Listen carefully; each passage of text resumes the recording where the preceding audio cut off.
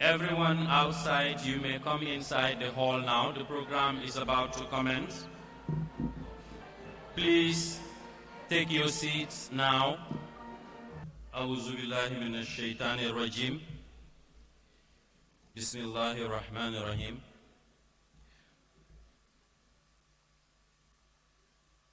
Good morning to the Honorable Minister of Health of the Gambia, Dr. Ahmad Lamin Samate,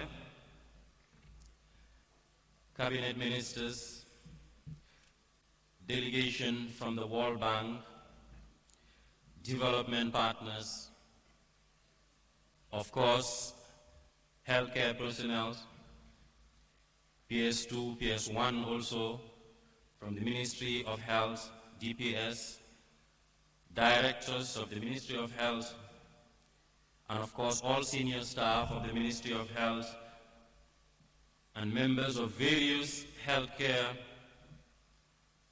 service providers across the region, from the length and breadth of the Gambia. Distinguished guests, ladies and gentlemen, it's a warm welcome to this important event, which is the highlight of achievements in the health sector, which is a World Bank midterm review of the Gambia Essential Health Service Strengthening Project. My name is Momotin Jai, and I'll be the co-MC for this event, and the main host is my able boss, PS Mohamed Jaite, who is sitting right next to me. But first, before we start the program, I would wish to call on the police band to lead us to the national anthem of the Gambia. You may all rise for the national anthem of the Gambia. Thank you.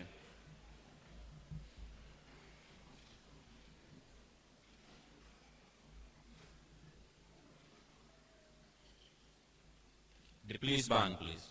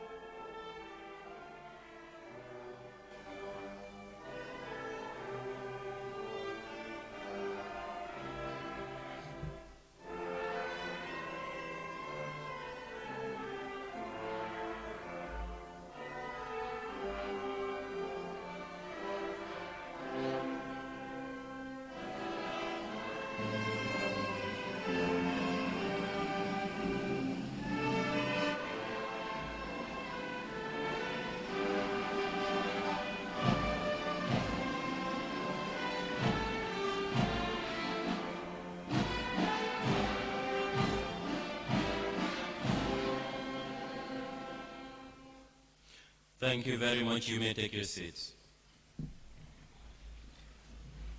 Distinguished guests, ladies and gentlemen, before start, my greetings with the Honorable Minister of Health, Dr. Ahmad Lamin Samate, who is the grand host of this event today.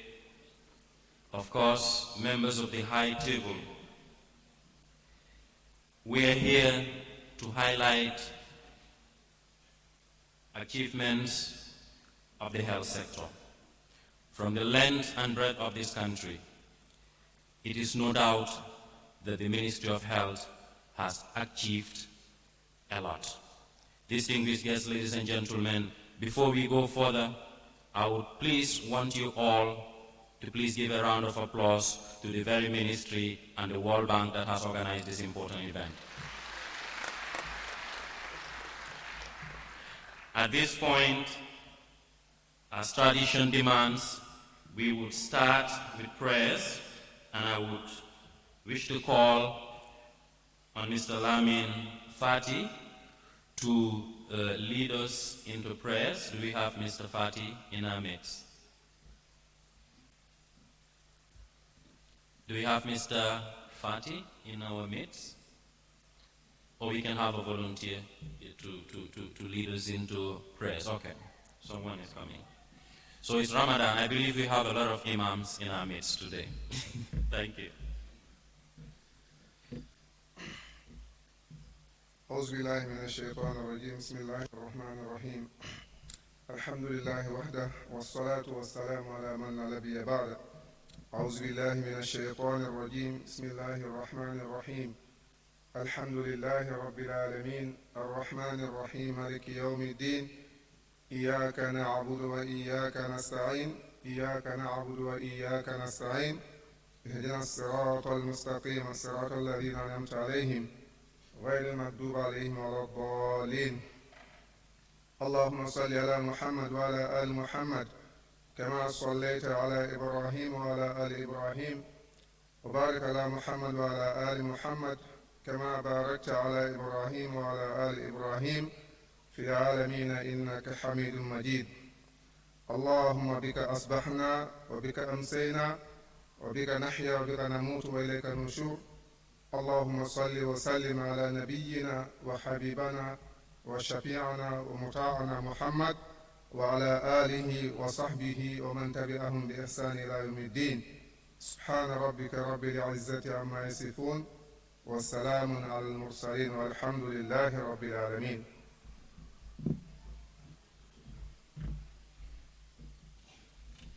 Ameen. May Allah accept the prayers. Could we have a volunteer for the Christian prayers also? Good. Mr. Mendy, he is the Director of Health Promotion and Education, but today he's turned to a pastor. Let's begin our prayers in the name of the Father, and of the Son, and of the Holy Spirit. Amen. God our Father in heaven, you are the Most High, the Creator of heaven and earth. Your name is holy. We glorify your name, we praise you, and we thank you for your love. Today we have gathered here to celebrate our achievement, which happened through your guidance. You are the master planner, and you guide us in implementing your plans. We thank you and glorify your name. We thank you for your love. We thank you for the gift of life. We have gathered here. Send us your Holy Spirit and your blessings, your hope and love. May we continue to live in your peace. We thank you for making the Gambia, our homeland, a peaceful country. We thank you and keep glorifying your name. You are the most merciful, full of compassion. Do not look into our sins, but into our faith in you. Forgive us our sins and help us forgive those who sin against us. Deliver us from all kinds of temptations and evils. For the kingdom, the power, and glory are yours now and forever. In the name of the Father, and of the Son, and of the Holy Spirit. Amen.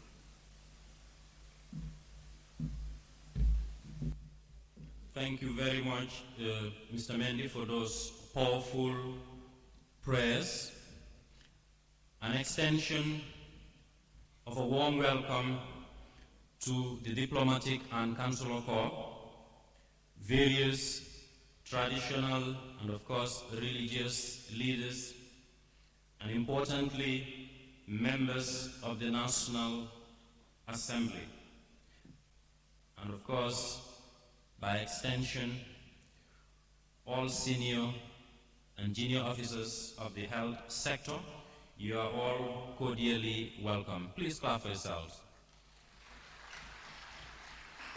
Distinguished guests, ladies and gentlemen, my role here is very limited and not so significant, because today is a day that is a day to showcase achievements in the health sector. Of course, vis-a-vis World Bank support to the health sector, we pray that we will have a very successful program. Thank you very much. Distinguished guests, ladies and gentlemen, like I initially said, today is a special day for the Ministry of Health and its partners. And as the host of the event on this podium, I will just be moderating it. But of course, we will have very interesting activities on the lineup. And I will just want to draw reference to the program guide, if all of you are having the program. We will briefly have the introductory remark by the Minister of, or rather the PS at the Ministry of Health, who is no other than Mr. Mohammed Lamin Jaite. Please give him a round of applause, please. We will equally have a remark by Ms. Femi Borosfi, World Bank resident representative, who is also here on the high table. Please give her a round of applause too. Thereafter, we will have a documentary video on environmentally friendly healthcare waste management, and the video will be introduced by Dr. Buba Manjang, who is the Director of Public Health. We will have another music interlude, but this time, since we're in the holy month of Ramadan, the police have promised to play in some nice religious tunes. So please give the police band a round of applause too. We will therefore, after that program guide or program itinerary, we will have a documentary on Gambia birth and health insurance registration success story. And the video will be introduced by Mr. Lamin Fati, who is the Registrar Births and Deaths at the Ministry of Health, followed by a presentation of the Electronic Civil Registration and Vital Statistics Dashboard by the WCC Group. We'll have a postgraduate medical training program presentation by Professor Yankuba Gassama, who is also in our midst. We'll also have a presentation by a postgraduate nursing program, Dr. Jennifer Sisao, followed, of course, for both presentations by a beneficiary testimonial.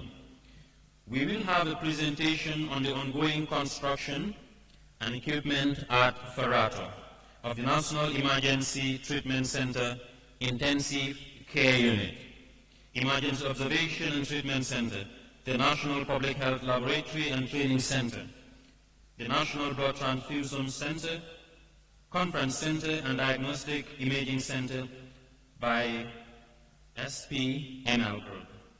That's the country head himself. We'll also look at the government response to the epidemic of acute kidney injuries in the Gambia, the proposed design and construction of a new food and drug quality control laboratory at Brusubi, and of course a new biomedical engineering unit at Farato by Dr. Mustafa Bitey, Director of Health Services. Please give him a round of applause too.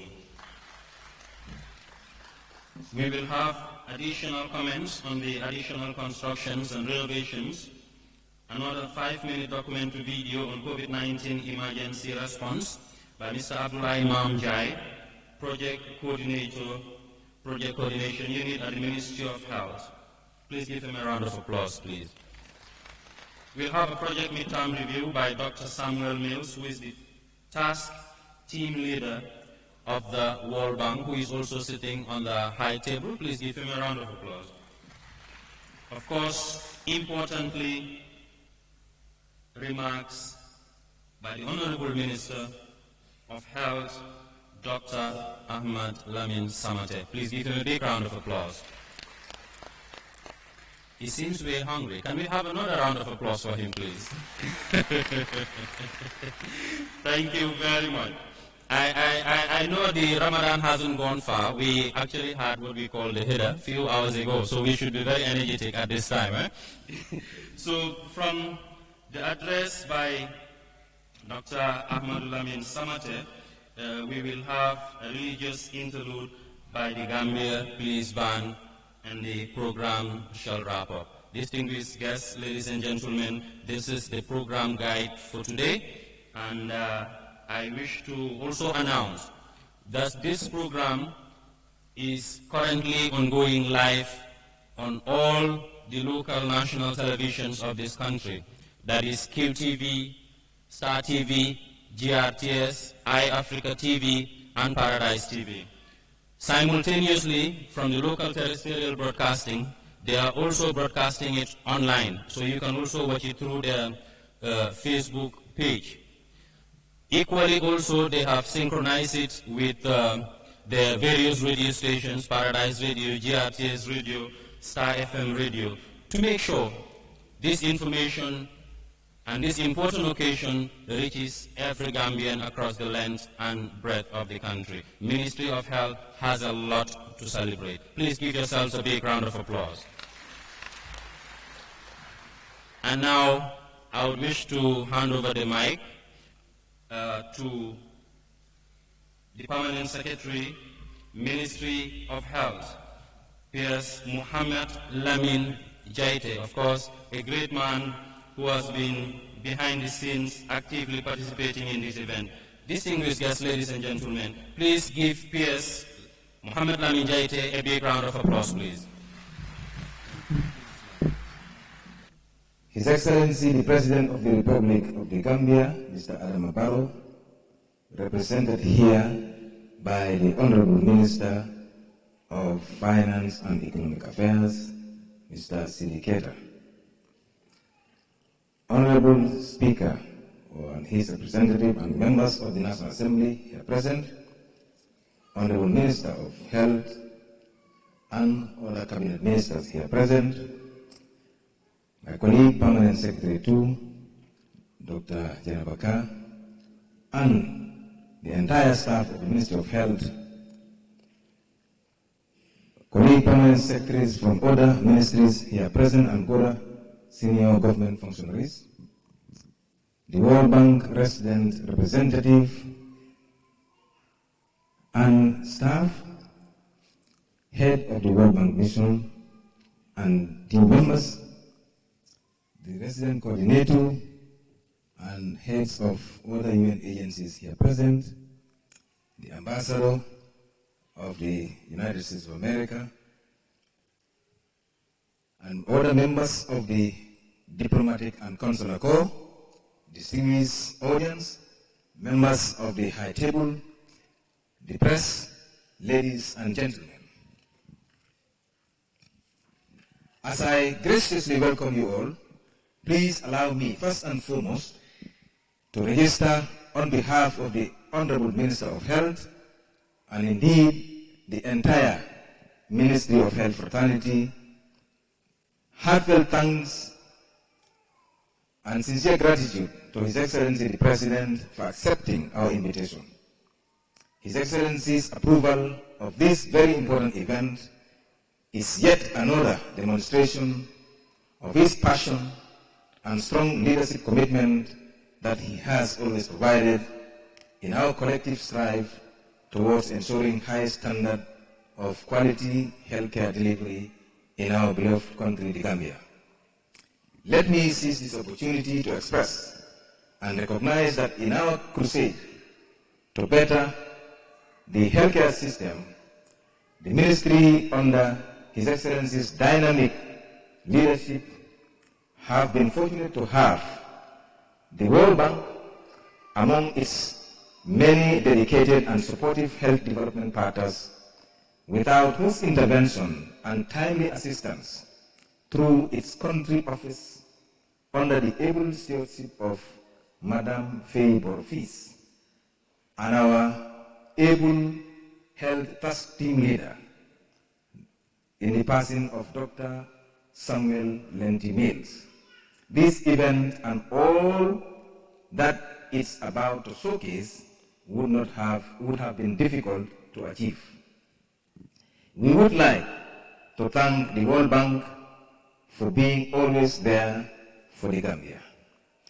May I further please put on record the unflinching coaching support rendered to the Ministry of Health by the Honorable Ministers, past and present, of the Ministry of Finance and Economic Affairs throughout the course of our engagements with the World Bank, and for always considering and prioritizing health in the allocation of the country portfolio.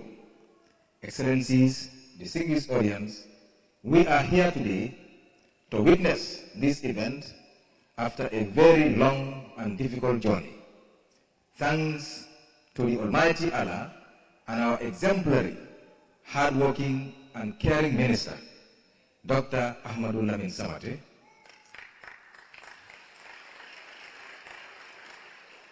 Dr. Samate is a statesman par excellence who have proven beyond every doubt to be exceedingly committed, competent and true to the country, the Gambia, and the government of the day.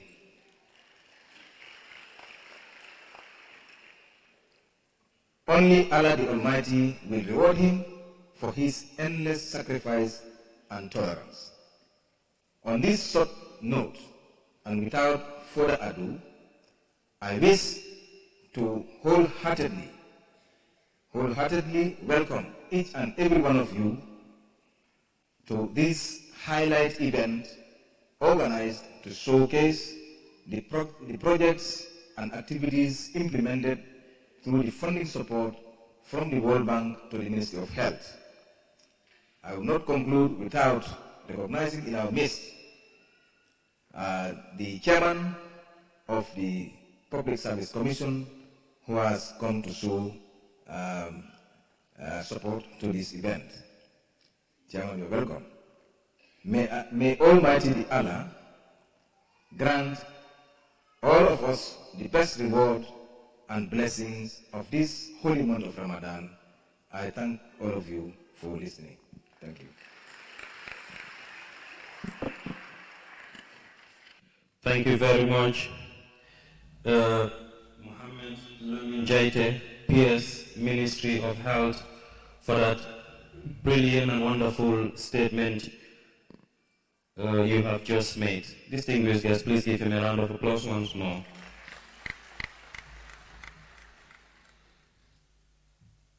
And now call on the World Bank representative, Ms.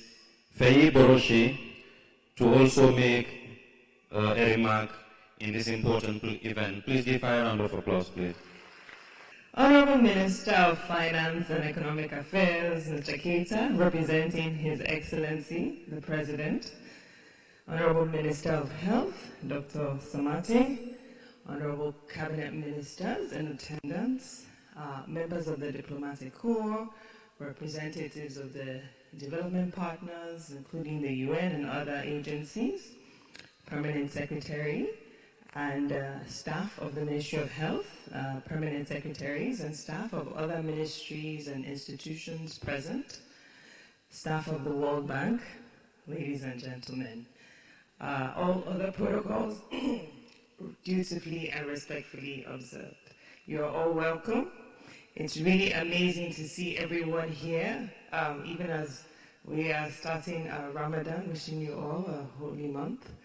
Good to see you all here. We appreciate your attendance. And we want to welcome you, really, to this event, which is highlighting World Bank support to the healthcare sector in the Gambia. This is actually part of the midterm review of the Gambia Health Services Strengthening Project. Typically, for our projects, in the middle of the project, we have what we call a midterm review, where we stock take and see what has happened. And we plan for the next half of the project. So typically, you have a team, they go, they have meetings, they discuss with the government, and we end up with a report that we submit. As you can see, this team is different, right? I have never seen this, and I'm so impressed. I want to, and it really just goes to show you how much has been achieved under this project in the few years that we've had it.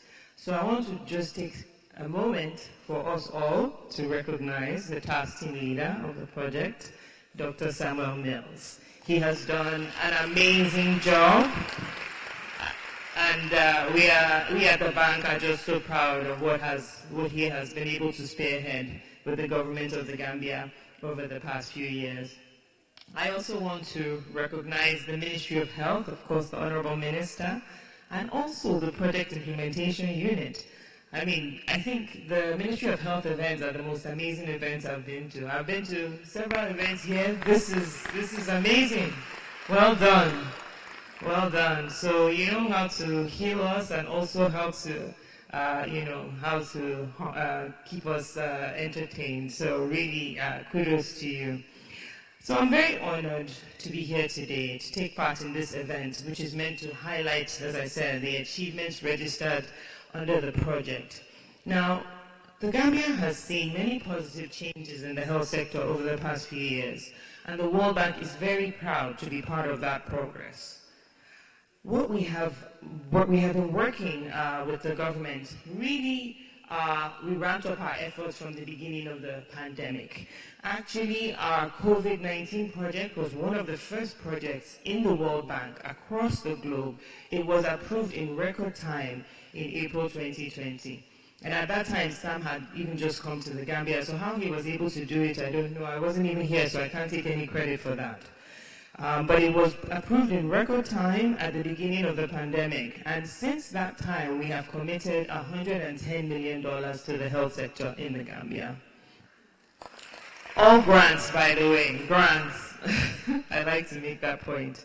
Now, the World Bank has supported health initiatives across the Gambia with a focus on improving access to quality healthcare services for all. Our goal has been and remains to help build a healthcare system that is responsive to the needs of the people and one that ensures that no one is left behind. Over the past few years, we have worked closely with the government of the Gambia, as well as with health professionals, community-based organizations, and other development partners such as the UNDP to achieve this goal. We have supported a range of initiatives to improve health outcomes, including the construction of new healthcare facilities, the renovation of existing ones, and the improvement of equipment and supplies. We have also invested in key areas such as maternal and child health, establishing health insurance, clinical waste management, human resources for health, disease prevention and management, and birth registration. As a result of our collective efforts, we have seen some remarkable improvement in health outcomes across the Gambia. These impressive accomplishments are a reflection of the hard work and commitment of the people of the Gambia, as well as the efforts of the Ministry of Health.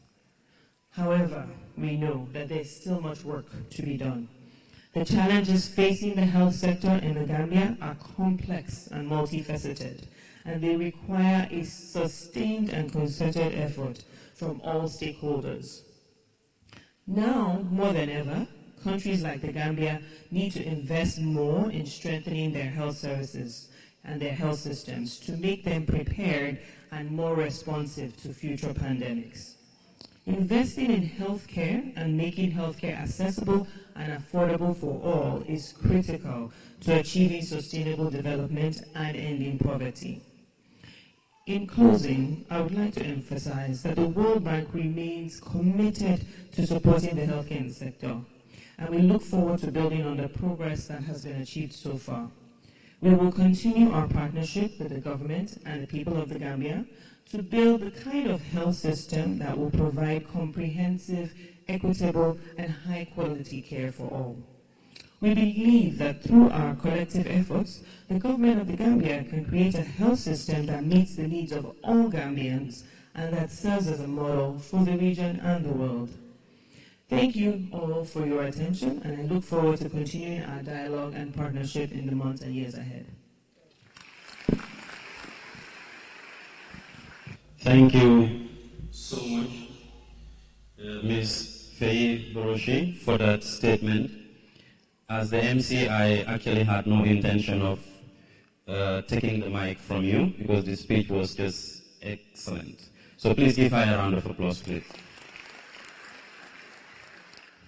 Now, Ms. Faye has actually talked about a lot of achievements in the sector vis-a-vis its support to the government of the Gambia. Distinguished guests, ladies and gentlemen, a range of activities have been mentioned by Ms. Faye Boroshi, which of course couldn't have been achieved without the dynamic leadership of Honorable Ahmad Lamin Samate, and of course, the government of the day. Please give them a round of applause too. I wish to also acknowledge, before we proceed, the presence of the Minister of Finance, who is also in our midst, and of course the U.S. Ambassador to the Gambia, who is also a friend of the government, and of course the ministry. Please give both of them a big round of applause too. And of course the Honorable Minister of Communication and Digital Economy, who is also here on the high table, and of course the Minister of Higher Education, Research, Science and Technology. One more round of applause, please.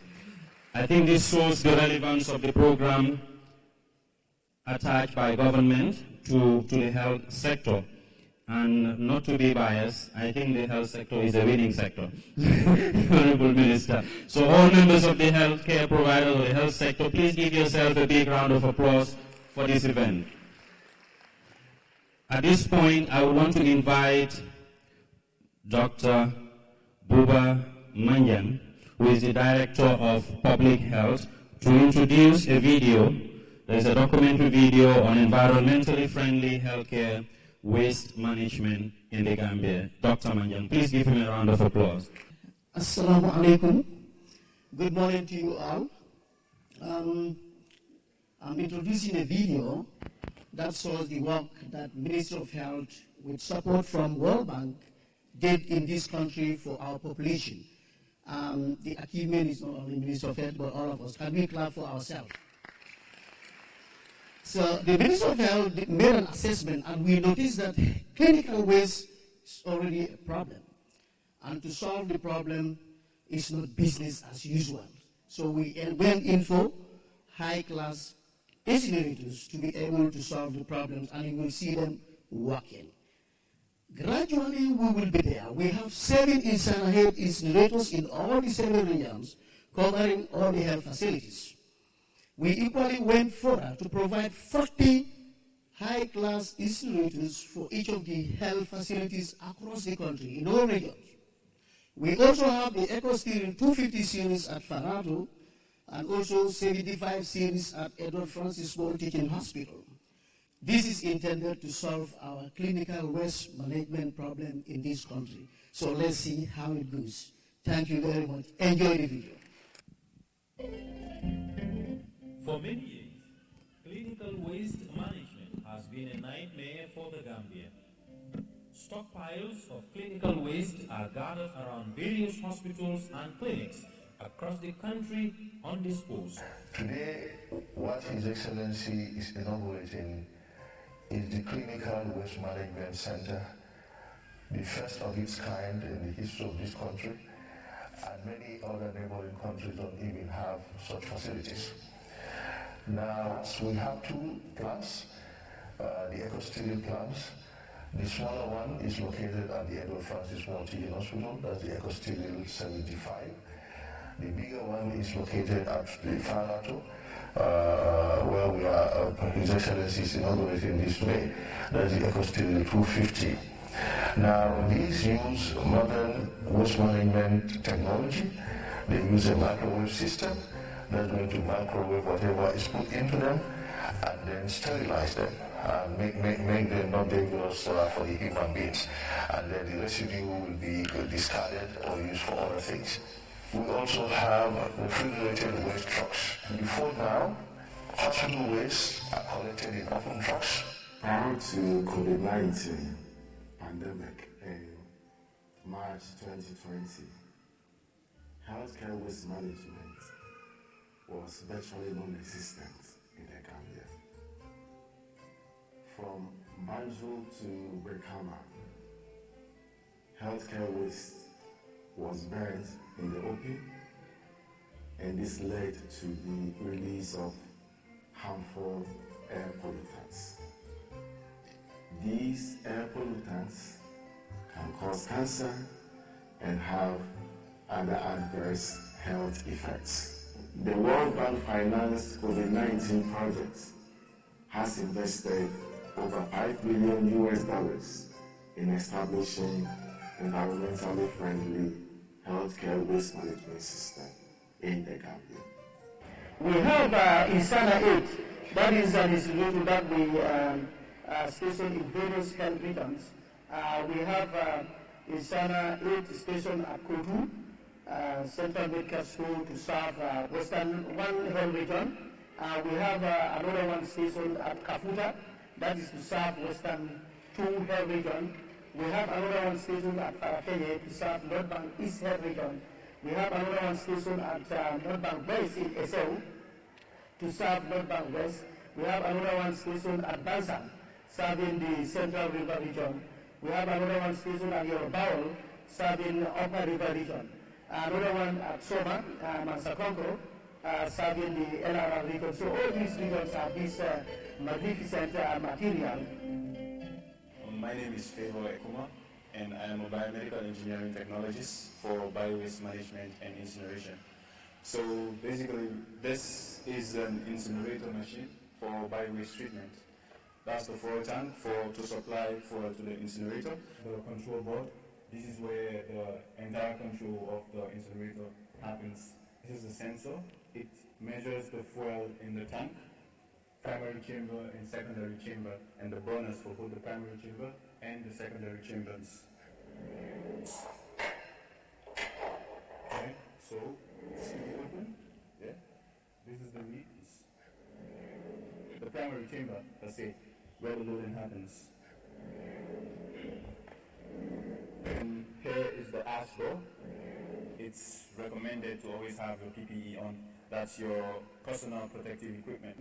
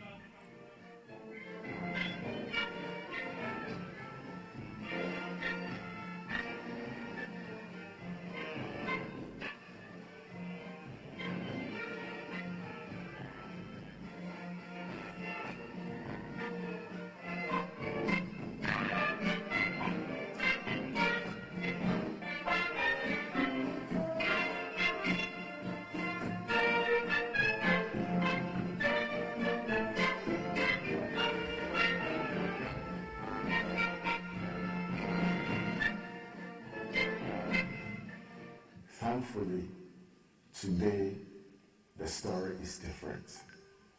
With the inauguration of the Clinical Waste Treatment Center at Parato. It has a state-of-the-art ergo-sterile waste treatment machine, which is fully automated and employs microwave technology. It can process about 7 tons of waste a day.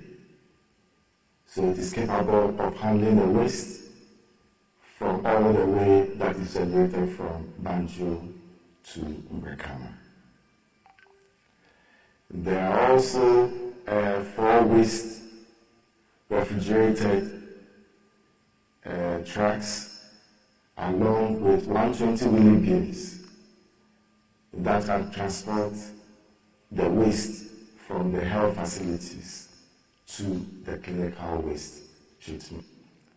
Additionally, the Ministry of Health is expecting 40 more of these modern incinerators. These will be installed in the rural regions, in the health centers, and the hospitals to allow treatment of waste on site, since the transport of waste in the rural areas to a centralized location is going to be a challenge. In a nutshell, the project has supported establishing environmentally friendly healthcare waste management system in the Gambia, and this is going to be a long-lasting impact in the health sector. Thank you. The World Bank is currently supporting the Ministry of Health with construction and equipment at a tune of about $30 million for the Gambia's National Emergency Treatment Center, also located in Parato.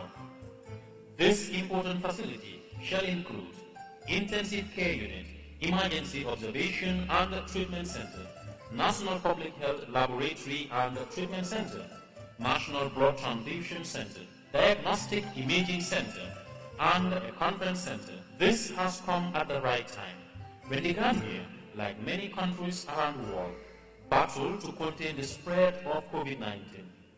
Thus, the facility, when completed, shall position the Gambia on the right footing to contain national emergencies of health concerns. Key among other activities the World Bank have collaborated with the Ministry of Health include performance-based financing of health facilities nationally, the establishment of the National Health Insurance Authority for the rollout of the National Health Insurance Scheme, the renovation and equipment of the dilapidated asbestos-containing health facilities, revamping of the postgraduate medical training program to Gambian doctors, establishing for the first time Bachelor of Science BSc degree programs for nurse anesthesia and for the midwifery and postgraduate diploma nurse programs for anesthesia, midwifery, pediatrics, and perioperative nursing. Sponsorship of 23 laboratory technicians to obtain a bachelor's degree in laboratory in December 2022. The establishment of an electronic civil registration and vital statistics system, which will serve as the foundation for e-government, thereby making the provision of public services in all sectors more effective and efficient. By no doubt, the establishment of the environmentally friendly clinical waste treatment facility in the country, as well as the procurement of various incinerators, will positively impact the health and well-being of all Gambians. The World Bank, a true partner in development.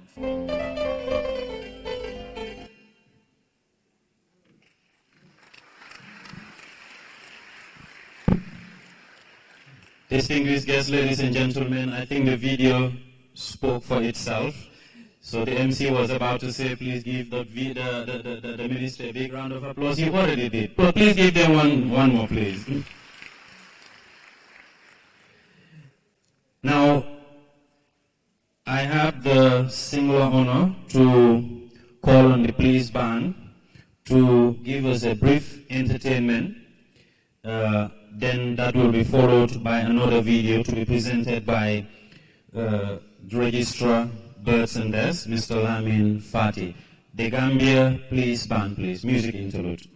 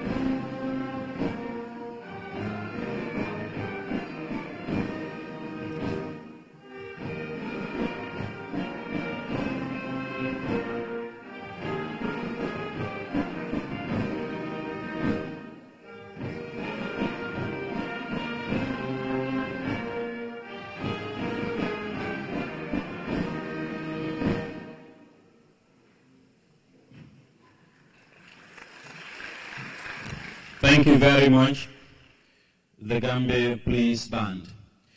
Distinguished guests, ladies and gentlemen, I would also wish to acknowledge that in our midst we also have the governor of the West Coast region, who is indeed a proud governor today because a lot of development initiatives as far as the health sector is concerned is happening around his region. Please give him a round of applause too.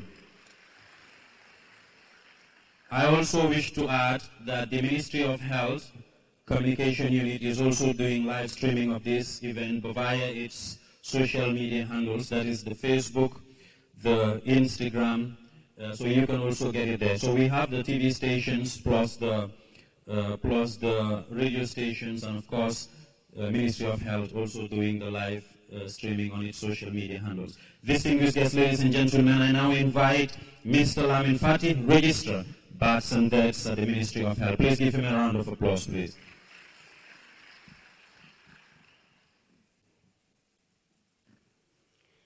Bismillahirrahmanirrahim. Good morning to you all. Your Excellency, Dr. Adam Barrow, ably represented by Honorable Minister Keita, Honorable Minister of Health, Dr.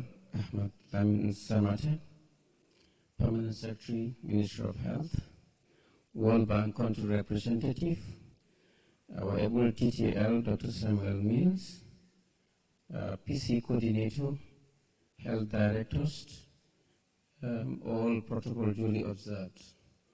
Mr. Chair, allow me to extend my sincere felicitation and gratitude to His Excellency, Dr. Adam Barrow, the President of the Republic of the Gambia, for his immense support to electronic civil registrations by launching the scheme, and his continuous monitoring and supervision through his dedicated minister, Dr. Ahmad Lamin Samate.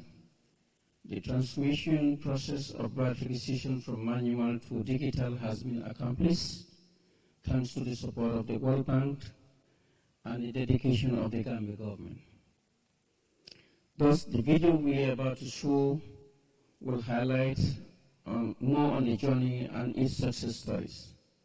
But prior to this, I would like to, on behalf of the Ministry of Health and the Gambian people, to thank all service providers, the data entry clerks, the drivers, the security forces, the canvassers, the supervisors, the veterans, and all other administrators that has enabled us to do the mass registration campaign throughout and able to achieve a significant number that we have targeted. We're able to achieve that through the collaboration and support from all others. We thank everybody on this, and we allow the video to showcase whatever we want to tell you. Move further. Thank you.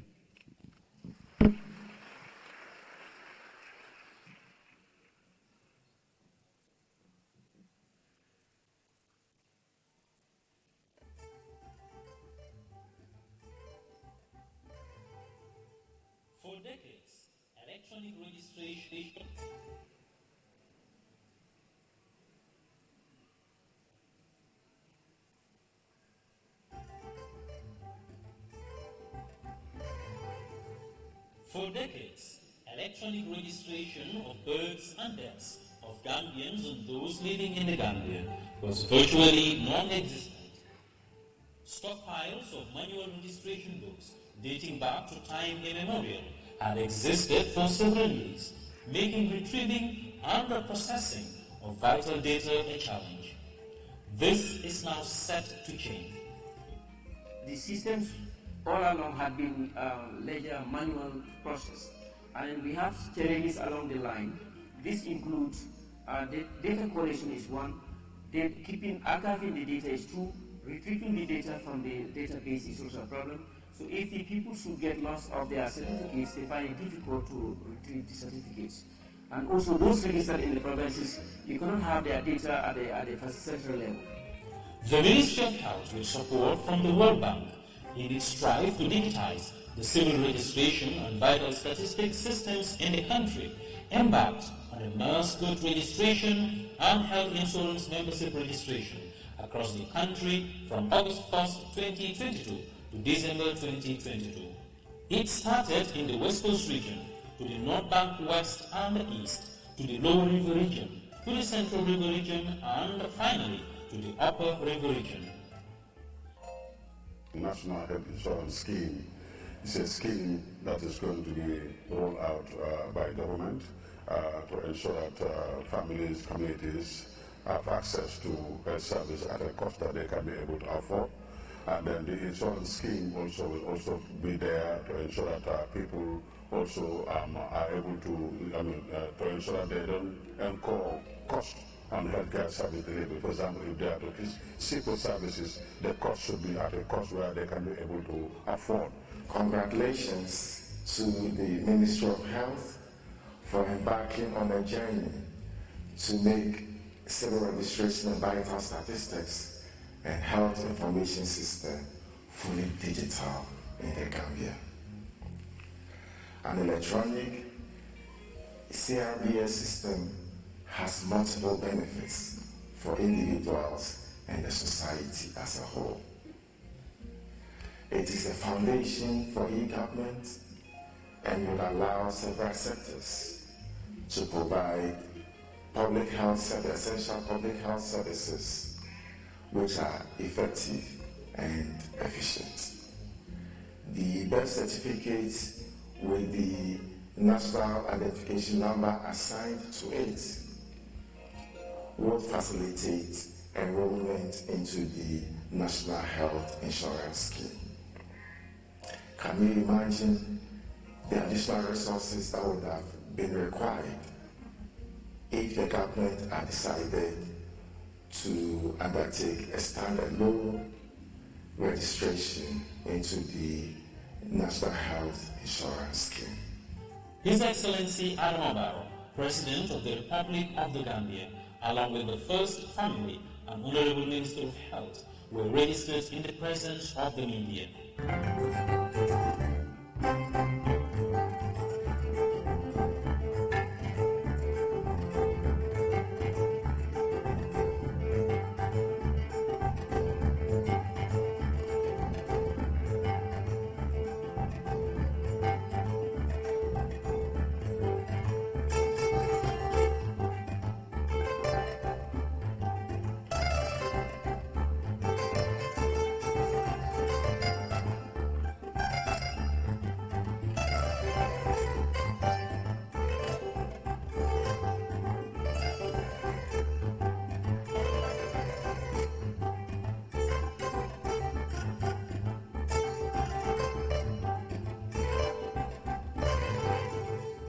During the campaign, the following documents are required to obtain the new birth certificate, and the following categories of people need to register their birth.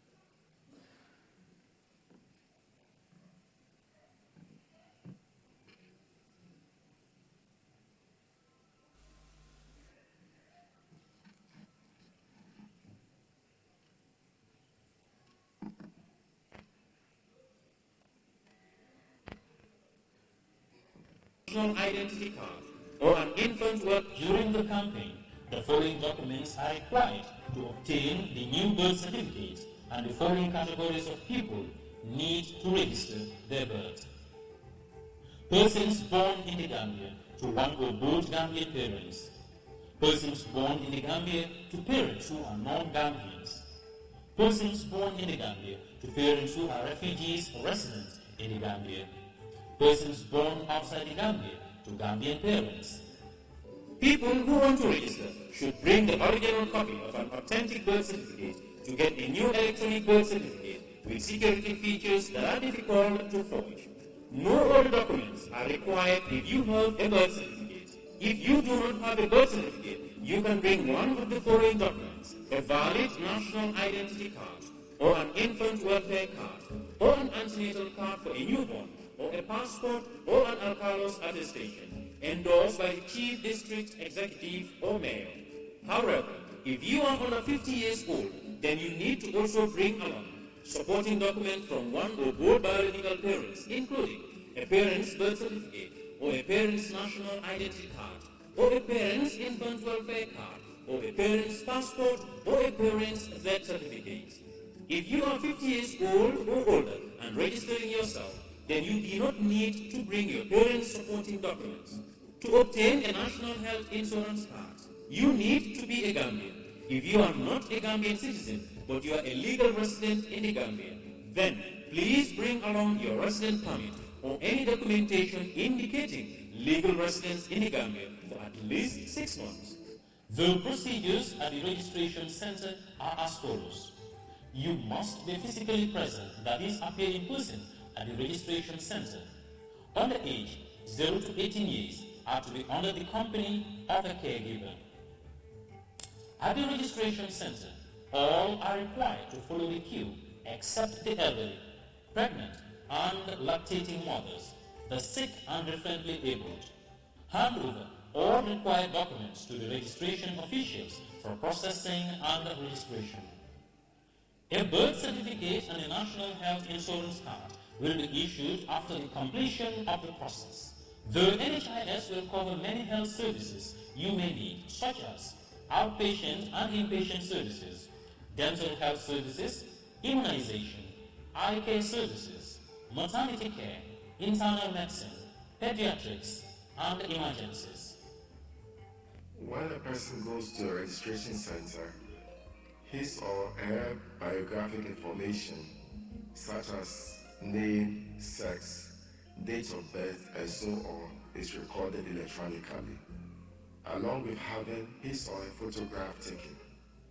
This information is checked immediately on site by a registrar, and the person receives a birth certificate printed on a security paper with a watermark of the Gambia coat of arms.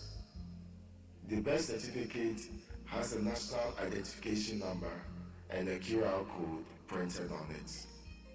These features will make it hard to forge. While at the registration center, he or she will also receive a national health insurance card which has the national identification number, QR code, and photo. Again, these features will be difficult to duplicate. Before the mass registration exercise was initiated, public sensitization campaigns were conducted to generate demand by engaging community leaders through various television and radio programs, community engagements, press briefings, and regular updates of activities through social media via the Ministry of Health official Facebook page.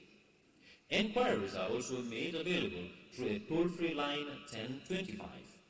We should all take part, we should all participate. I think it's good for every individual. You should not be left over. You should be within, as far as I'm concerned. As we start, make sure you be the first person and jump in and do it. Because it's very important. If you miss this, you will struggle to maintain your health bills, and the government is doing everything to help everyone. So the entire population of the Gambia should know that this is very important, and it's good for the country and good for the people of the Gambia. We should actually come out in big numbers and queue and patiently wait for us to be called to go and get our enrollment cards done. This is an opportunity for you to get yourself out of spending, direct spending on healthcare. This campaign is for women. We are the one who is bearing children, and we are the one who used to take our kids to the hospitals, and the healthcare system is our duty, because even our husband, we take care of them. So I'm urging all of them to come out with full force with their family, encourage their family. Anything what women need is going to be successful. So everybody should come out and register on this thing, this certificate, so that we can be a holder of a certificate and also the change of your new birth certificate. Don't be left out. Register for the electronic birth certificate now to become a member of the National Health Insurance Scheme. While carrying out the mass registration, some lessons were learned and appropriate corrective actions were undertaken which contributed to to the success of the registration. Long queues across centers and massive turnouts across a wide and diverse population has been the hallmark of the registration campaign. Some centers are so overwhelmed that they have to stretch beyond normal working hours to satisfy the population. Some people even arrived at registration centers at dawn or sleep there overnight. During the registration exercise, some communities raised concerns regarding the spelling of their communities in the electronic civil registration and vital statistics system and refused to register. The Gambia Bureau of Statistics provided the names of communities which were used in previous reports, but people had different spellings for the same communities. This was a huge controversy that would have derailed the exercise. The Ministry of Health reached out to the Ministry of Local Government and Lands, which engaged regional authorities and community leaders to update the list. Special arrangements were then made to go back to the communities, such as Simtech, to register people with updated community names. In any mass registration exercise, errors occurring in some birth certificates is inevitable. The Birth and Death Registry Unit worked closely with WCC, the software developer, to enable the system to make corrections. A detailed portal was set up to allow the public to use mobile phones, tablets, and laptops to report errors on the birth certificates. Once a correction was made, the individual was called to go to the nearest registration center to pick up the corrected certificate. This was the first time that the Ministry of Health used electronic payments for such a large campaign. Having more than 1,500 registration officers signing paper timesheets made it difficult to collect and make payments. Eventually, an online attendance register was created to facilitate the processing of payments. Through mass media, the public was informed of the registration schedule well ahead of the arrival of the registration teams in their communities, which allowed communities to prepare for the arrival of the teams. Regular monitoring of the daily registration data revealed trends which informed implementation. For instance, when registration teams moved from one location to another, the number of registrations decreased in the first few days at the new center and then picks up again, so team movement within regions was decreased. Online registration with issuance of the national identification number required regular internet access. This was initially a challenge, given poor network coverage in some areas. The cellular network was marked, and Intersat was engaged to provide satellite connectivity in dead zones. WCC, the software developer, was regularly available, even on weekends, to troubleshoot any problems that arose. Supported by the World Bank, this important project is envisaged to change and improve healthcare services in the Gambia, thus advance the socio-economic lives of all residents of the Gambia.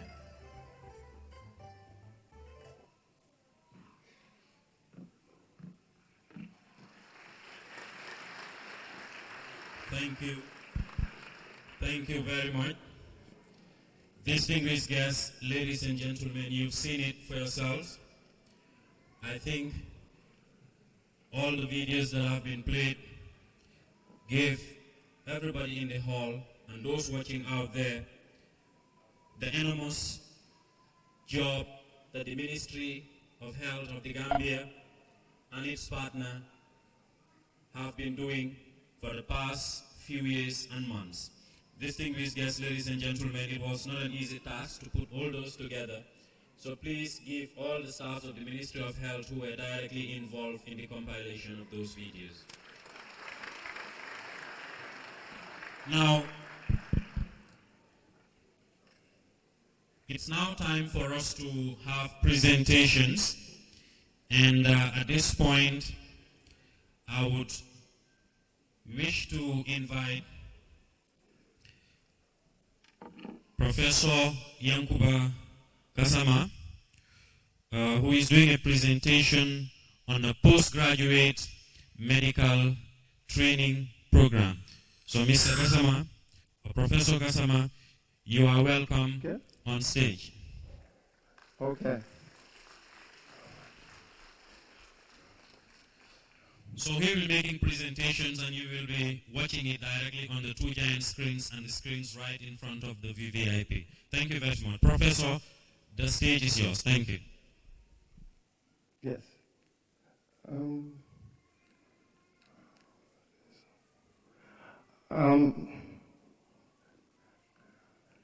Your Excellency, the President, ably represented by the Honorable Finance Minister,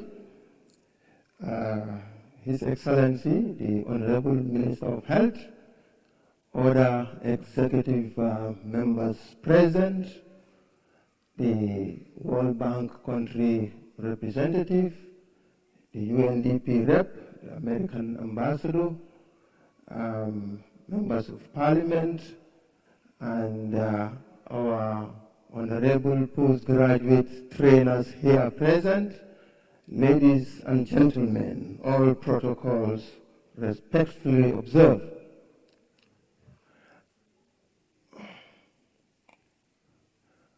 Well, we are supposed to do a presentation of the postgraduate medical training program. Now, this picture you are seeing is a picture of residents and their trainers in the Department of Family Medicine. This department never existed in the Gambia before. This is the first time.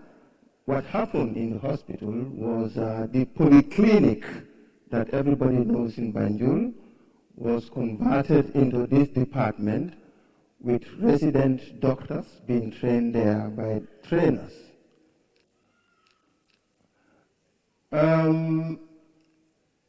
We all know that the medical school was created in 1999, and the medical school under the University of the Gambia. We are very happy the Minister of Higher Education is around here.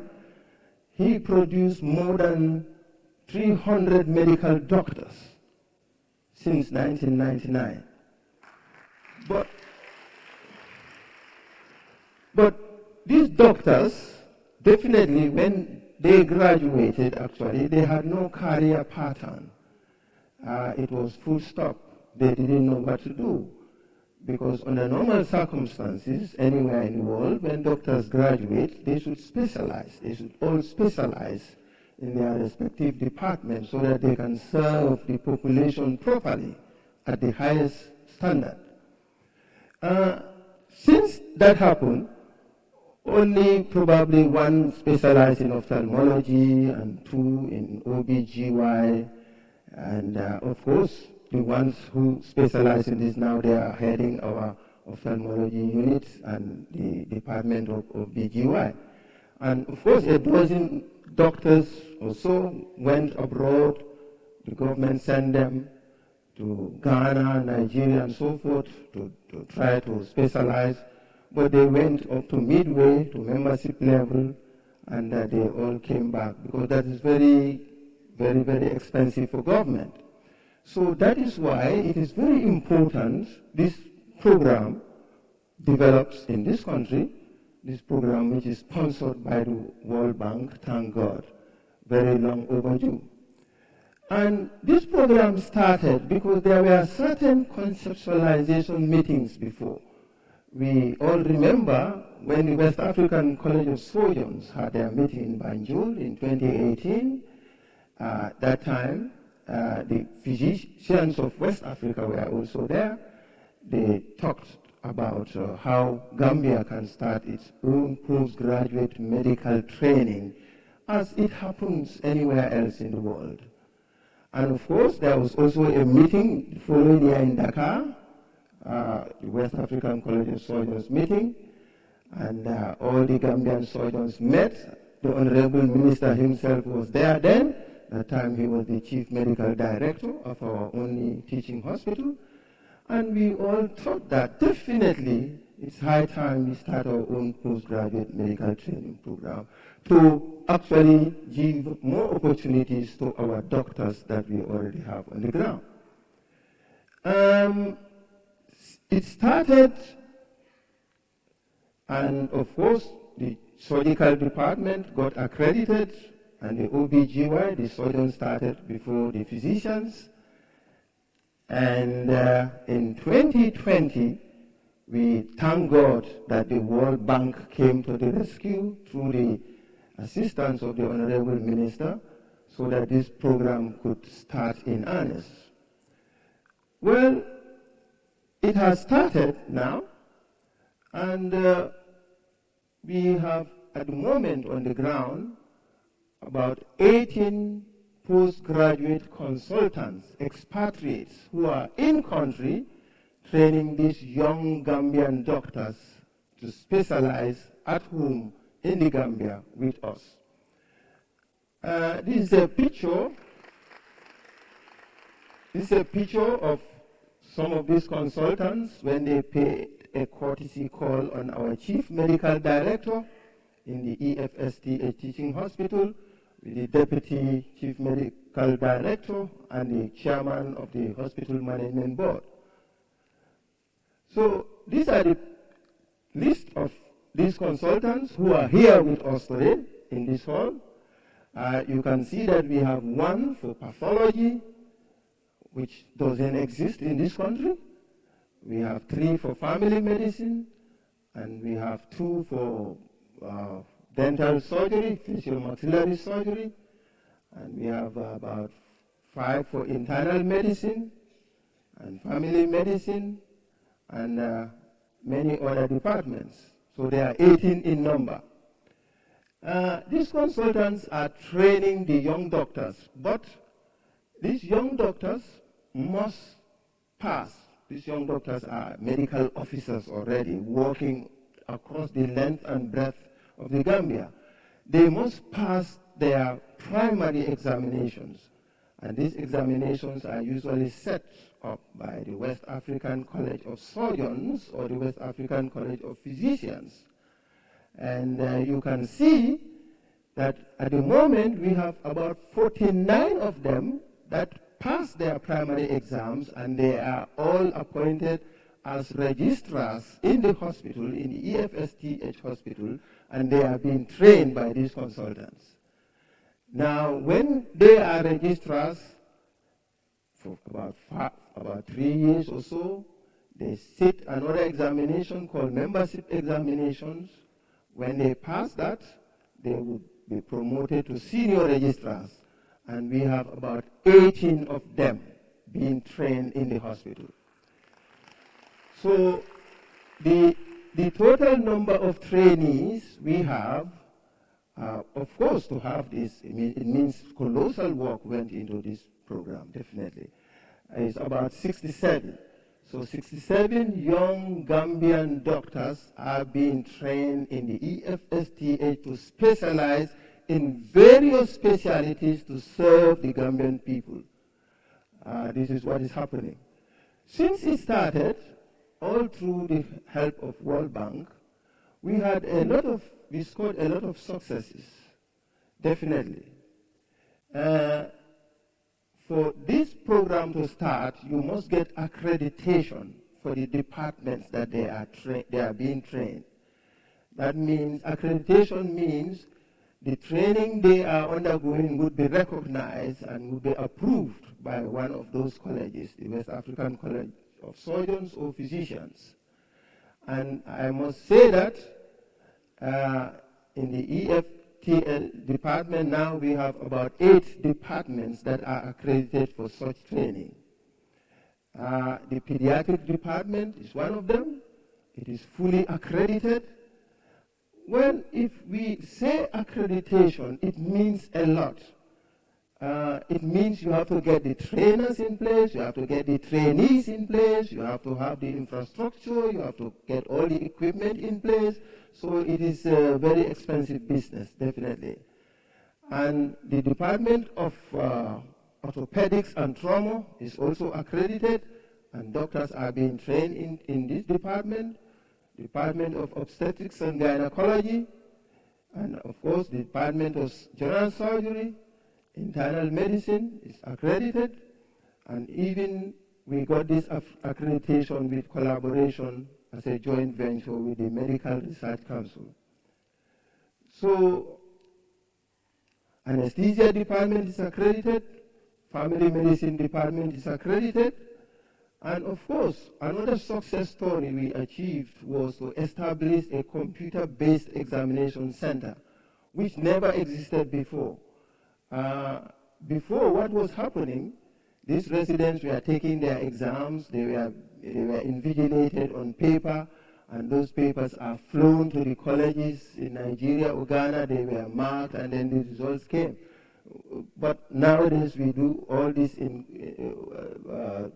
through the computer in a center which is established in the EFSTH hospital. Now, this center is being used for both the West African College of Surgeons and the West African College of Physicians. Well, we also have observed that the program motivated a lot of young Gambians who graduate from the university, study hard, work hard, and they pass their primaries. Definitely, a lot of them are coming on board. So it means we cannot now imagine how life would have been without this program. Well, the World Bank is also going to sponsor us to build or to create a new neonatology intensive care unit, which will be built on top of the maternity hospital in the maternity unit department in the EFSTH. This is very important for accreditation purposes because currently what is happening if newborns are born, they cross the road to go to the pediatric side, and that is not good enough. So we really want to thank the World Bank for that. Now, also we've been sponsored to have many type of courses like training of trainers, especially for courses that are mandatory for some of these residents, like the basic surgical skills courses, definitely is mandatory. And on the left side is a picture where the Honorable Minister came to open this workshop for us when the trainers flew in from various parts of the sub-region to train our consultants. And in the middle is a picture of those trainers that came from the West African College of Surgeons. And of course, on the right are our local consultants that are already trained, and it means they are certified basic surgical skill local trainers. That means they could also train the residents, and that training would be recognized and be counted towards their examinations in the West African College of Surgeons. Well, these are pictures of accreditation visits. As I mentioned before, we've got 8 departments accredited in the EFSTH, and Department of Family Medicine. The accreditation team usually consists of faculty members of those departments, and usually they are led by the faculty chairs of those of the respective departments of the West African College of Physicians or the West African College of Surgeons. And likewise, anesthesia, internal medicine, pediatric, orthopedic, and of course, within 2 years, definitely, our boys and girls have been doing so well that we scored 50% success rate in 2021, which improved to 98% in 2022. And these are example graduation pictures of some of them. Once they pass these membership exams, immediately they are promoted as senior registrars. They are specialists already. Once they pass this exam, they are junior specialists in those areas. The picture on the left is graduation of our car and Ablaiba. who are now doing their second phase of their specialization. Now, we must say that we've also got some senior registrars that became fellows. Fellowship is the ultimate qualification in our profession in clinical services, definitely. We have Dr.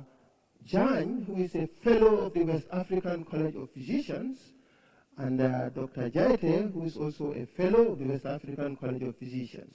These two, they are the only ones we have in the country. Dr. Jaite as a cardiologist in the only cardiologist in the EFSTH hospital to serve the nation. And Dr. Jan, the only Gambian nephrologist. Fellowship means you've accomplished that.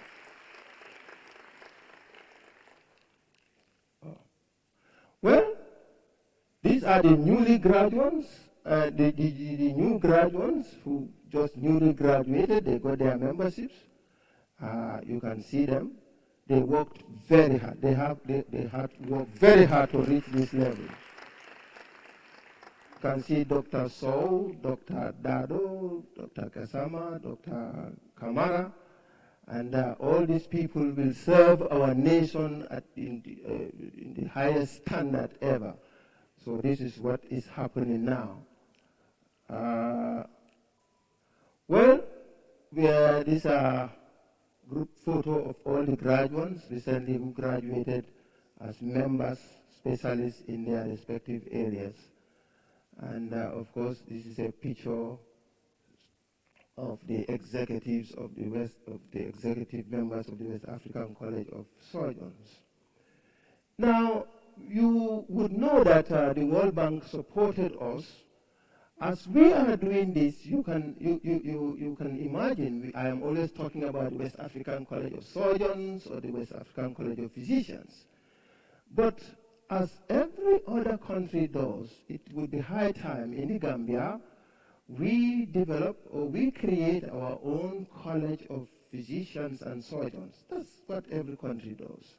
And we are also doing that. Well, in July 2022, of course, after the Ministry of Health set up a standing committee, that committee worked so hard. We met 10 times over until in July, we got our document, our draft bill validated. And this was the inaugural workshop, which was opened by the Honorable Minister of Health. And of course, before we got this document validated, we really underwent extensive consultations, both internally and externally. And even during the validation workshop, we invited external colleges to really come and help us.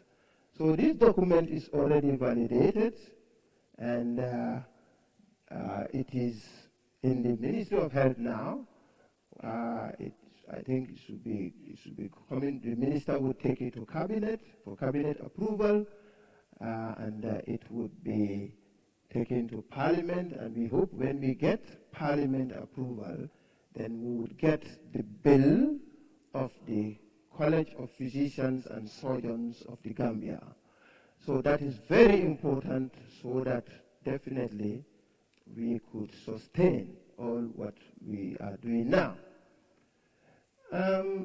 We had to go for a study tour to other countries, like we understudied the College of Physicians and Surgeons of Ghana and the College of Physicians and Surgeons of Liberia, and that helped us to really validate this document. And we are hoping the minister would fast-track this cabinet approval for us, so that our able partners, World Bank, could continue to support us to achieve our goals up to the latter.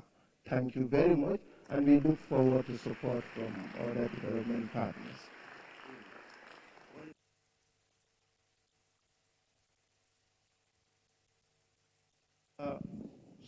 Yeah, good.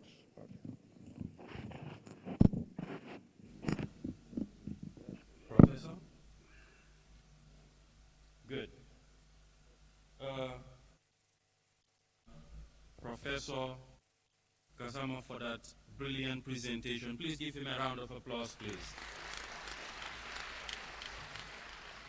It is said that seeing is believing. And that is why at this stage I wish to call on the beneficiaries of the postgraduate training program to come forward. Then we'll also have a beneficiary to make a testimony. Can we have the beneficiaries of the postgraduate training program? While they walk out, please give them a round of applause, please.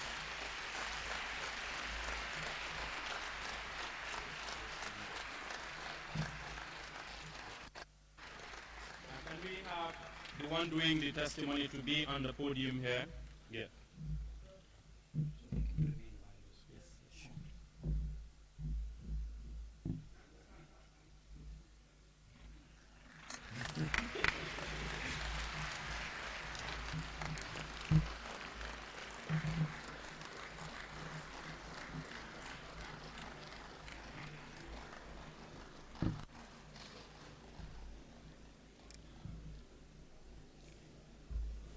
Your Excellency.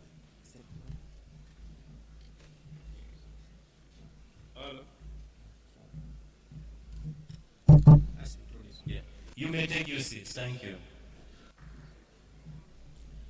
Your Excellency, President Barrow, ably represented by Honorable C.D. Keita, Minister of Finance and Economic Affairs, the Honorable Minister of Health, members of Cabinet, the World Bank team, dignitaries present here, ladies and gentlemen. It is indeed a great pleasure to stand before you here as a resident training at home, thanks to the foresight of the Honorable Minister of Health, the Gambia government, and the World Bank support. The establishment of the postgraduate medical training at home has been a turning point in the development of the Gambia's healthcare system. The postgraduate medical training program allows residents the privilege to continue to live at home while providing clinical services and at the same time undergoing training. Hence, I have my lovely wife present in this hall today.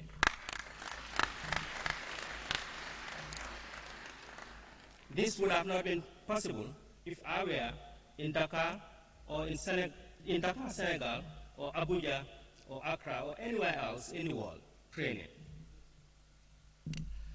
We appeal to Your Excellency, President Barrow, for the purpose of sustainability of the postgraduate training program, for your government to consider committing additional support financially with the aim of incentivizing our very own Gambian consultants to help retain them and even attract more Gambians from the diaspora to come back home and take ownership of the postgraduate medical training.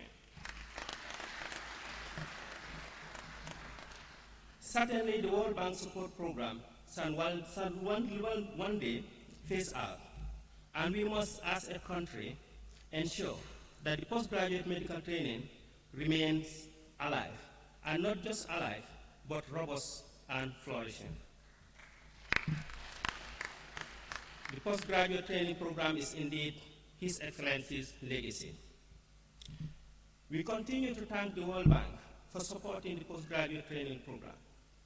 In conclusion, Your Excellency, we can assure you that all of us standing here are committed and resolute to stay at home and serve our nation. Thank you.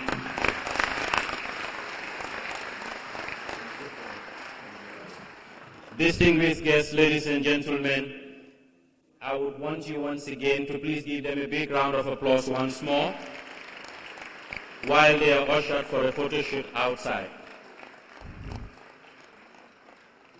I think I have hosted a lot of important programs and, of course, quite significant for this country. But I must acknowledge that I am touched by this very one, for the very fact that these are the heroes of this country who have not been celebrated in the past, and they have not been known. And I think it's very important that today we feel the enormous contribution they are doing towards the health sector of this country and say a big thank you. But of course, to know them, because they are always in the hospitals and we don't usually see their faces. So distinguished guests, ladies and gentlemen, let's also give them a round of applause again. Now, there was a slight skip in the presentations. Immediately after the presentation of the video documentary on the Gambia Bird and Health Insurance Registration, which actually Mr. Fati did justly, we needed to have a presentation added by the WCC group. So that is why at this point, I would wish to draw attention to the program guide and invite the WCC group to make a brief presentation on the ECRVS dashboard, that is the Electronic Civil Registration and Vital Statistics. Please give him a round of applause. Thank you. I'm not an expert at this protocol, but thank you for having me here, everybody. I'm going to give a very short presentation of the dashboard that the ECRVS system currently has and the information it can give the Ministry of Health and the people of the Gambia. It's actually a very advanced system, so we are very proud to have been a part of that. And I think the Gambia can be very proud of having such an advanced registration system. What you see on the screens is the total number of registrations of people of the Gambia, so over 1 million. The number in the top right is a number that varies when you look at different time zones, time spans. I will explain that later. If you scroll down on the screen, which I hope works, yes, you can see different graphs, which I'm not going to go into too much detail, but they give you a lot of information on the registrations per day, registrations per region, per LGA, per settlement. You also see the number of active registration officers that are actively using the system, and you see the number of registrations performed by these registration officers, and you see the number of registrations performed per settlement, per district, per region, and you can understand that this is all very, very valuable information to use when you make decisions in health-related matters. These graphs are also very nice, so it shows the percentage males versus females on the bottom left, and on the right you see a distributed age group graph. So let me skip to the next tab. So this tab shows at the top, this is for one specific week during the mass registration campaign last year, and you see that in this week there were about 40,000 registrations performed, and well, you see the number of registrations per day. Ultimately, the system will also register deaths. Right now we are only registering births and really the late registrations of people. But if you would then also have the deaths, it would show in the graph currently in the top left. This basically is it. I think it's this dashboard gives you a lot of flexibility and a lot of power to measure the data that you have and to make decisions based on that and make the smart and the right decisions for the future of the Gambia. So thank you for giving me this time to present. Thank you.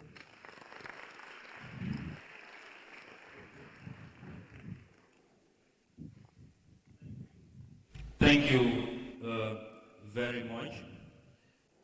As the representative of the WCC group, showing us those important figures as far as the electronic civil registration and vital statistics is concerned. Distinguished guests, ladies and gentlemen, and members of the high table, for many years, like I said,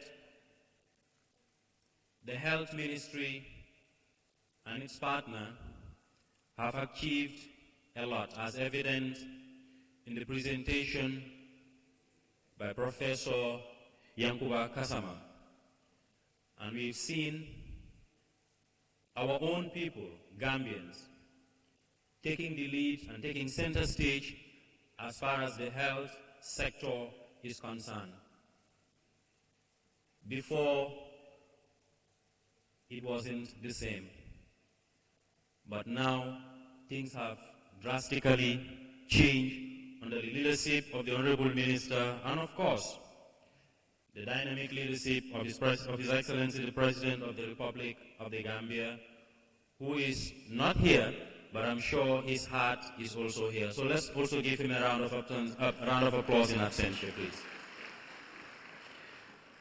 But importantly, he has been represented quite well by the Honorable Minister of Finance, who is here, who is, I believe, a close friend of the ministry too. Please give him a round of applause too.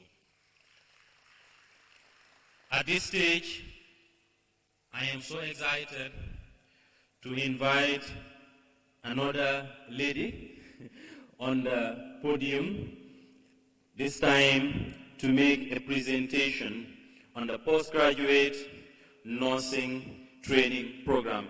Distinguished guests, ladies and gentlemen, let's all give a round of applause to Dr. Jennifer C. Sauer.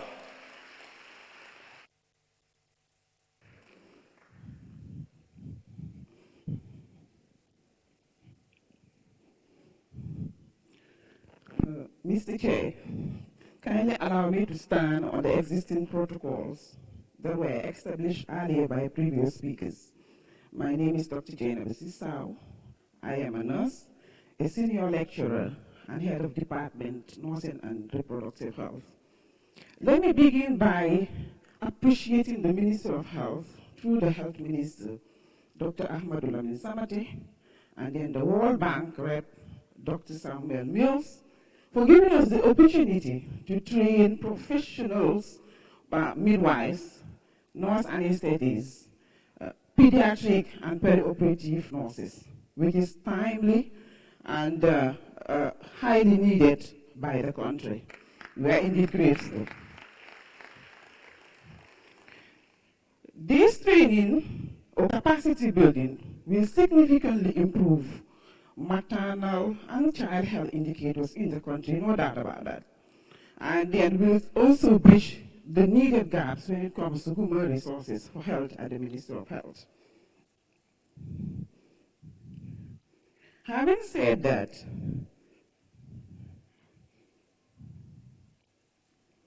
it's not me, but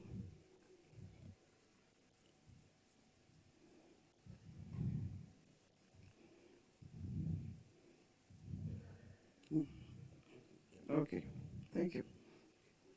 Okay. The Department of Nursing and Reproductive Health under the School of Medicine and Allied Health Sciences, University of the Gambia, was established in 1999. The following year, it started training Bachelors of Science in General Nursing for in-service nurses. And then in 2011, the BSc in perioperative, the BSc pre-service was started. And then the MSc in Community Health was commenced in 2009. The department have graduated over 800 nurses, both undergraduate and also at the postgraduate level.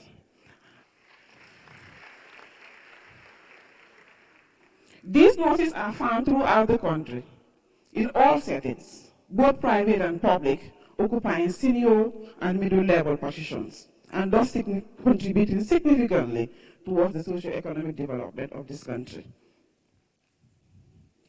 In 2020, the World Bank, with the support of the Ministry of Health, initiated and also supported the establishment of specialty programs. For the first time in the history of the School of Medicine and also at the University of the Gambia, that we are having specialty training, because we've been training general nurses all along for almost 2 decades. Then there was a need to move to the next level, which is the specialty program. And thus the establishment of the Bachelor of Science in Nurse Anesthesia program with the Department of Ministry of Health. There, 16 students were enrolled, of course using a very rigorous selection process together with that of the department, and then 10 students were self-sponsored. You also have the BSc in midwifery program that was also commenced in 2021. There we also have 32 students that were sponsored by the project by paying their tuition fees, and then 10 are self-sponsored. The students are currently in their final year, first semester, and the pass rate has been quite impressive. The first cohort is expected to complete in 2023 this December. Then later, the following year, we moved to the postgraduate diploma. And the reason is that we wanted to have a more clinically focused program with a shorter duration. So therefore, we moved from the BSc to the postgraduate diploma. And there we also have 10 students in nurse anesthesia program, 18 midwives or midwifery students, 6 pediatric nursing students, and then 2 perioperative. The first cohort is expected to complete in July 2023, and then the recruitment for the second cohort is currently in progress.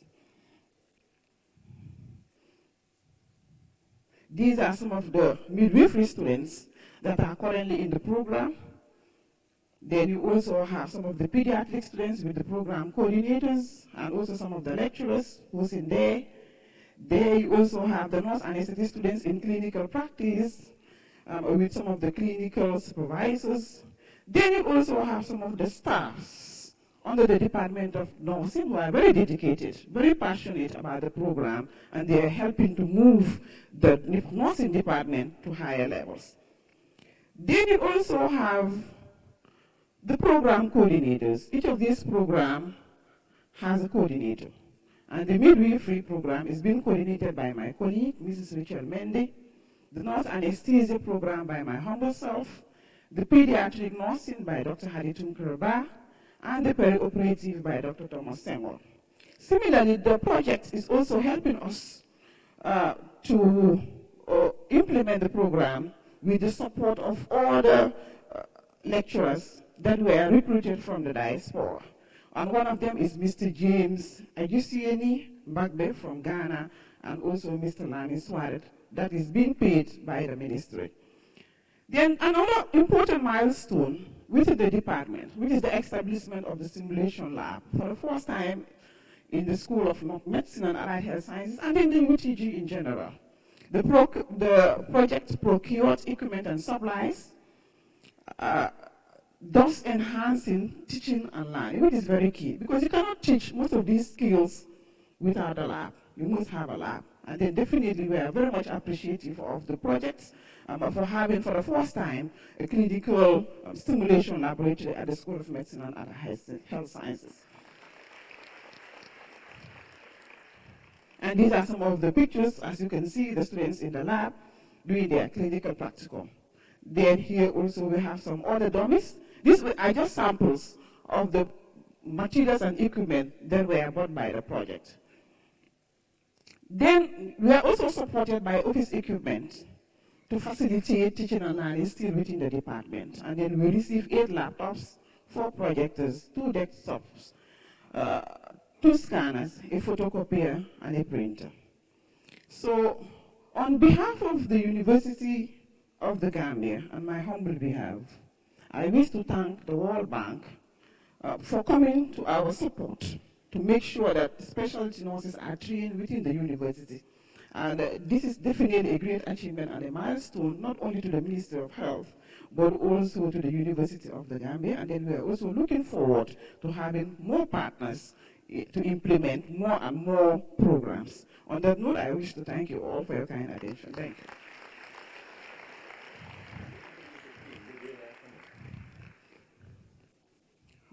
I also want to seize this opportunity to introduce one of the beneficiaries of the program, okay, all of them. That's the pediatric students.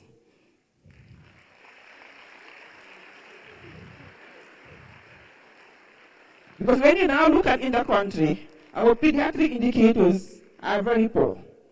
We do not have nurse specialists in pediatric nursing. So therefore, there is a need to train nurse specialists in pediatric nursing to take care of our under 5s. The infant mortality is high, the neonatal mortality is high. So we believe with the capacity building of these specialty programs, it will help to improve our indicators, and then our expectations are high, and then we are looking forward to winning the fight in the very shortest possible time.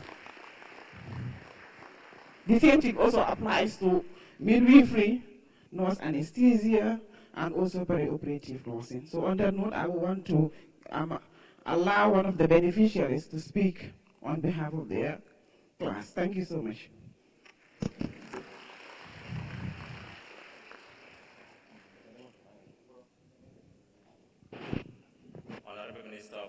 Honorable Minister of Economics and Finance, representing the President of the Borough, Honorable Minister of Health, dignitaries from the World Bank and Minister of Health, diplomats of the International Corps, distinguished ladies and gentlemen, and my fellow students, good morning. My name is Landin Jaite, a BSc Anesthesia student at the University of the Gambia, under the sponsorship of the World Bank. As one of the beneficiaries, I would like to extend my heartfelt gratitude and appreciation to the World Bank for granting us the opportunity to pursue our dreams in the areas of midwifery, anesthesia, pediatrics, and perioperative by paying our full tuition fees, providing teaching and learning materials, a simulation lab, among others. I would also like to thank the Ministry of Health for initiating and facilitating the smooth running of this program. Honorable Minister, this project has come at a time when we, the nurses, are in dead need of advancing our professional careers. Because for the past years, we've been praying, waiting, and hoping for the commencement of this kind of nurse specialty program in the Gambia, at the University of the Gambia in particular. In the same vein, the country's health sector is in demand of more nurse experts in the areas of midwifery, anesthesia, perioperative, and pediatrics.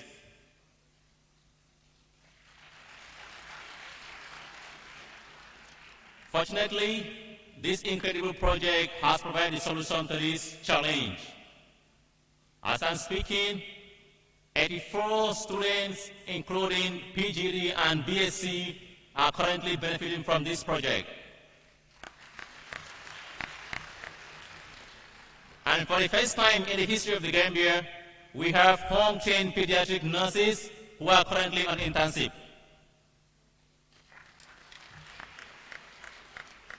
We might be seen as individual beneficiaries of this program, but in general, it is the country that is benefiting.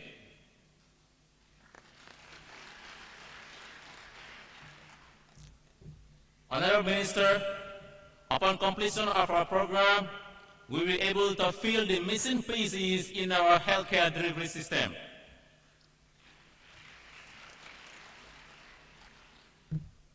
Having more nurses in these specialty areas is directly proportional to an effective and efficient healthcare delivery system in the Gambia.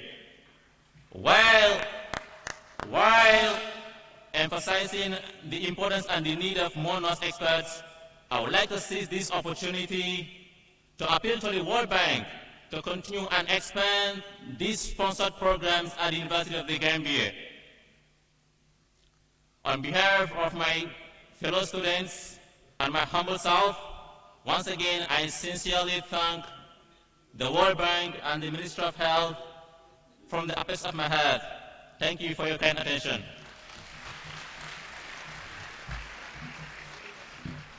Thank you very much.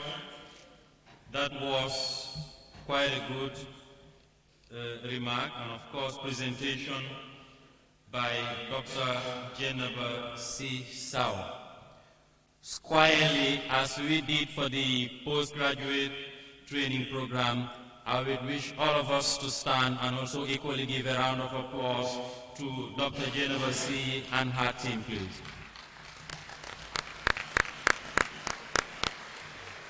Thank you very much. Thank you very much. We now go to a short interlude by the Gambia Police Band. I call this one a Ramadan interlude. Gambia Police Band, please.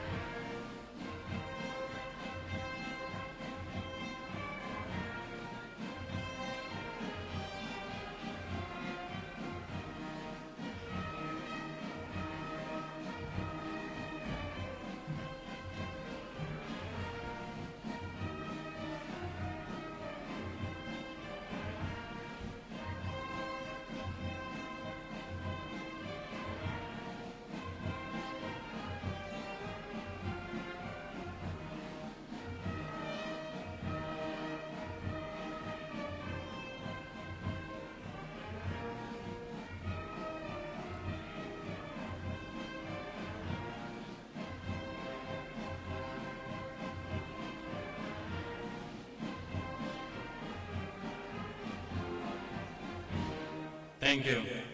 Thank you very much, the Gambia Police Band.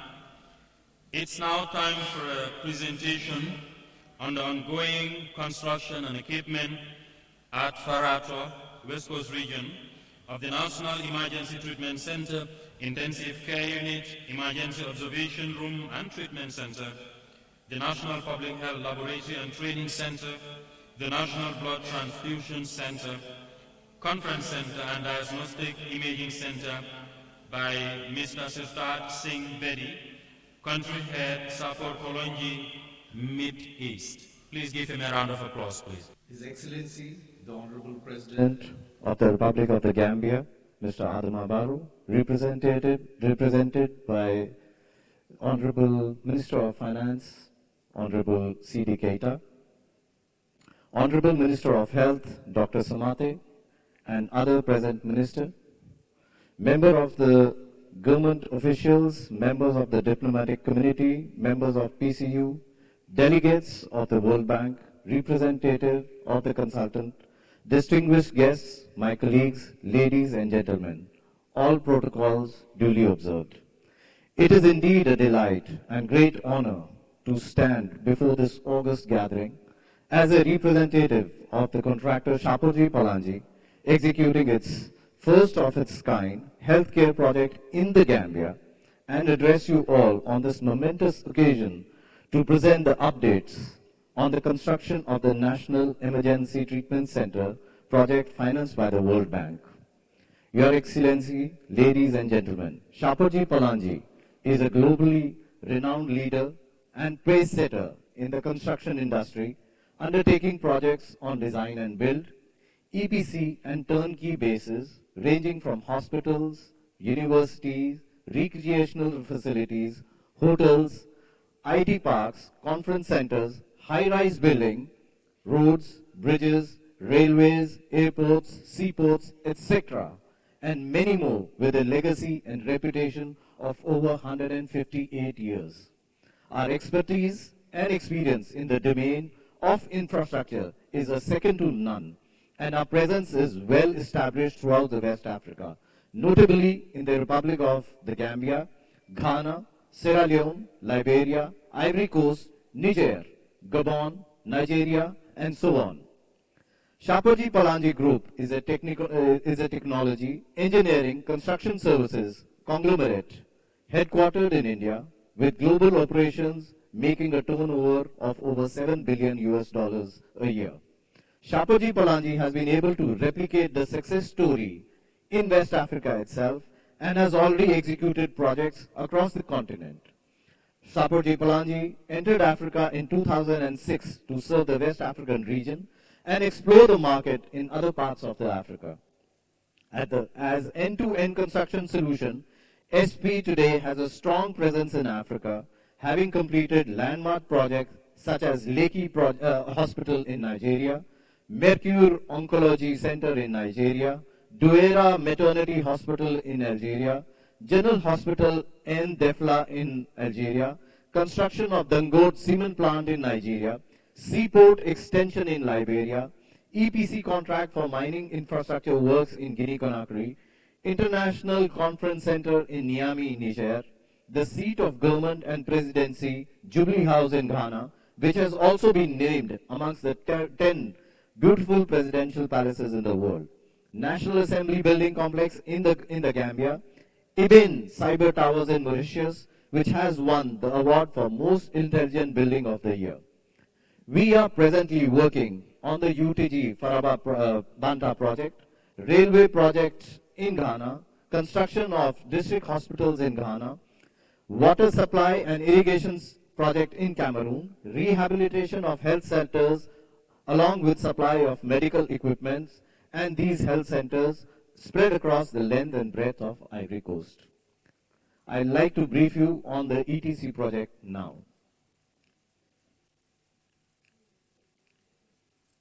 The ETC project was awarded to Shapoorji Pallonji in December 2021, and the construction work started in February 2022. The architectural and structural design is provided by Spanish lead architect IDEM, and we have worked in tandem with team of GAP consultants who have been proactively involved in the supervision of this priority project. This noble healthcare project is housing facilities including 20 ICU bed intensive care unit, 84 bed observation ward, public health laboratory and training center, mortuary, conference center with a capacity to host 94 people, utility building, housing services and equipment required for effective functioning of the facilities. Auxiliary civil works including access road, fencing, waste and storm management, hard and soft landscaping, the drawing of blood transfusion center designed by local architects GAP, recently added to the project, making this full-fledged hospital a potential one-stop solution provider for all testing and treatment requirement. The built-up area of the constructed area is in tune to approximately 12,000 square meter. Like any other project, this project too got inflicted with few challenges. However, with the support and assistance of GAP, IDEM and PCU, we managed to eke out the progress overcoming these critical challenges.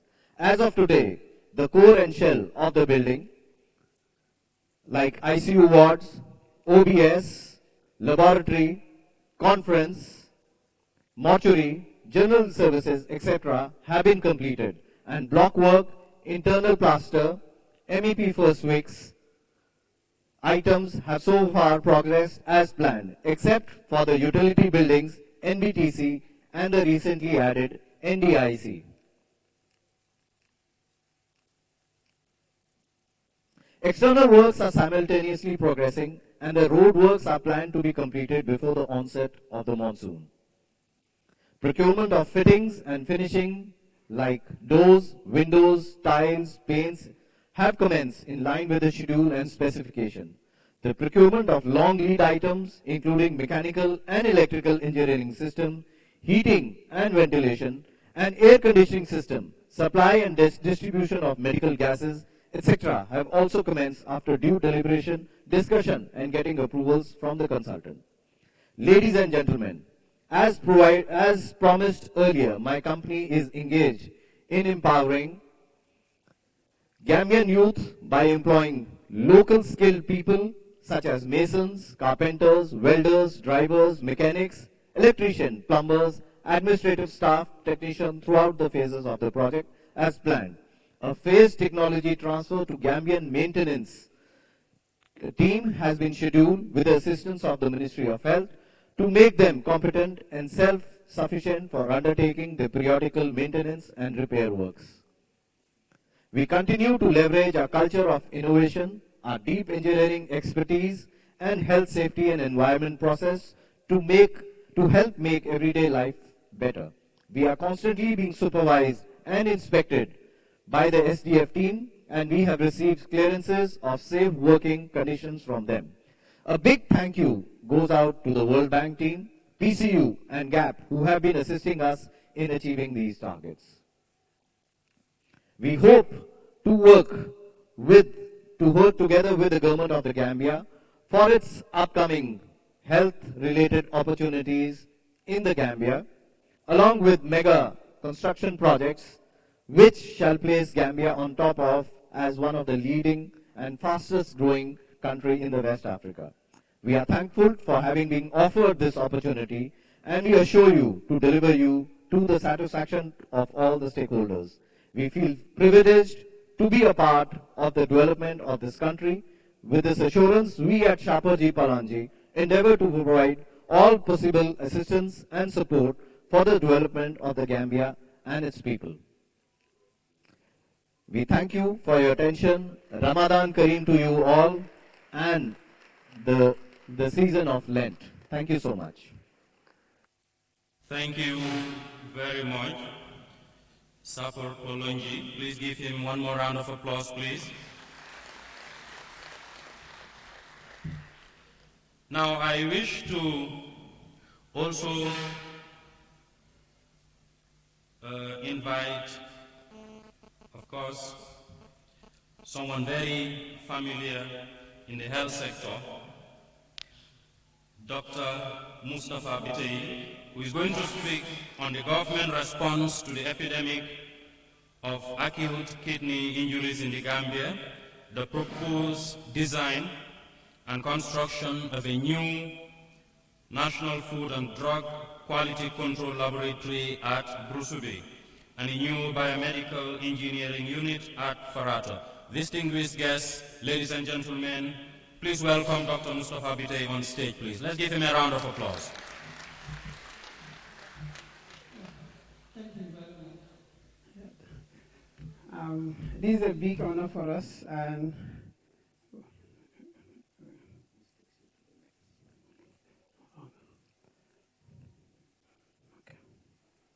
all right, thank you very much, and we are really touched by what is happening. Your Excellency, the President of the Republic of the Gambia, represented ably here by the Minister of Finance and Economic Affairs, Mr. C.D. Keita. He's been very supportive. The mastermind behind all this, that's the Honorable Minister of Health, Dr. Ahmadu Lamin Samate. We want to say that the Honorable Minister of Communication and Digital Economy, I think, must be impressed and might use Minister of Health as a launch pad towards digitization of this country. So I want to pause a moment and really thank the Professor Per Gomez. Most of the things you are seeing here, and some not mentioned, it was in his leadership at the university. The nursing program, the pharmacy program, he was very supportive, the laboratory, and so we thank you very much for the support you've given, and we hope you can tell the current Vice Chancellor to continue in that line. Her Excellency, the Ambassador of the United States of America, and especially her predecessor, he was very supportive with us, and we thank you very much for coming. And all the members of the diplomatic corps present here. Madam Faye Boniface, World Bank representative, and the tax team leader, our friend, Dr. Sam Lanty Mills, and all World Bank staff here. We thank you. The UN representative, the UN resident representative, and our friend Aisata Day, we really appreciate you here, and all UN representatives present here. The Permanent Secretary Minister of Health, and all directors and staff of the Minister of Health, and all the CEOs and regional directors and all staff. The PSs and other ministries and their staff present. I have to give also, as a young doctor, I must recognize my teachers here, Professor Nyan, Professor Sala, and Professor Kasama. Members of the press, distinguished ladies and gentlemen present here, and those watching at home, Good afternoon and Ramadan Mubarak. I also want to use the opportunity to congratulate those who recently graduated as our specialist, and also Professor Gassama for being the second vice president of the West African College of Surgeons. This is the first time it's happening in the history of the Gambia. So congratulations for taking the heights. Our efforts very high in the sub-region. I'm just to talk about what we've been doing in the Gambia. And it's important to note that in the Gambia we did not have food and quality control laboratory ever.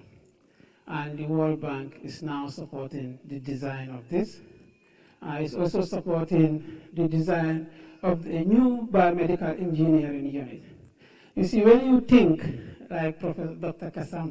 Samate, you think sustainability. And there's no point having all these facilities, having all this equipment, and there's no process of continuity. So we need to inbuild that in the process so that we have a biomedical engineering unit which can maintain all our equipment prophylactically, not to wait like disaster or emergency management, but prophylactically and preventive medicine. So we are also going to have a new Ministry of Health complex and a National Health Insurance Office so that it increases the productivity and efficacy the way we run our system in the ministry. As of now, we are disjointed in different areas. Logistically, it's very expensive and it's not effective. So first, this is just a graph, not to bore you much, but to show you that what we've done with the acute kidney injury outbreak that happened.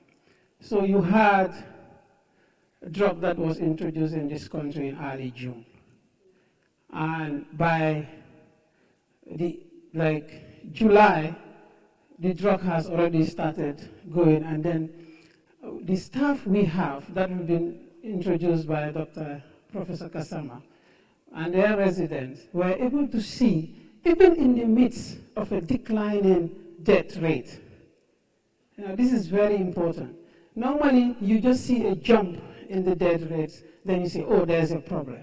But if you have very qualified people, even though that the mortality rate was going down, but in general, but they've seen that there's an abnormal pattern in the morbidity that we are having with kidney disease. So they were able to pick it.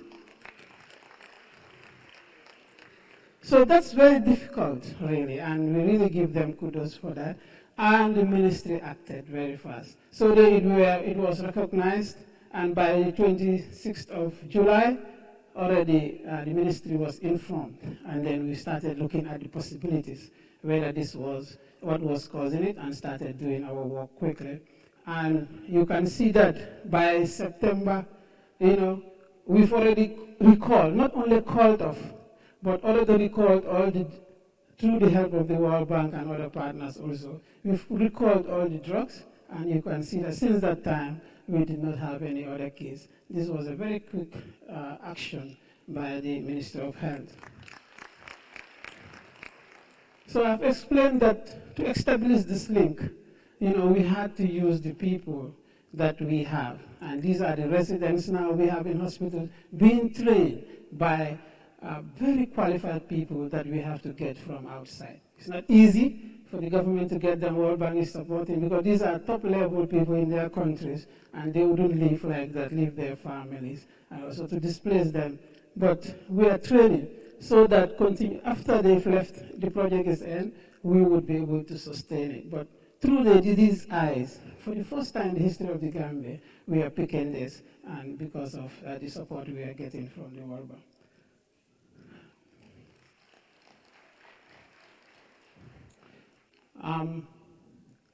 So we are also happy with the passion and interest of these residents and how they are performing in helping us with this. But it was not only the residents. It is also, you have a big response group, because the day we know about it, that's the same day the EDC unit went to the facility. That's the same day they went to Brikama. That's the same day we started putting the GS on, and they activated everything and work started. So we have a very good public health service unit in this country, that is diverse and is all over the country, and they really acted very fast, and we thank them for that. We also thank the EDC for this, and all those who participated. So we are all aware that now, looking at what we've just witnessed, pediatric nursing for the first time, pediatricians, all these doctors, we know that really child health is now going to be very improved in the quality that they give to Gambians. So we are also happy to say, although it's not very, but other countries, after seeing what Gambia has done, were able to save their people. And because of what Gambia has done, WHO was able to alert other countries, and more lives were saved in a rapid way.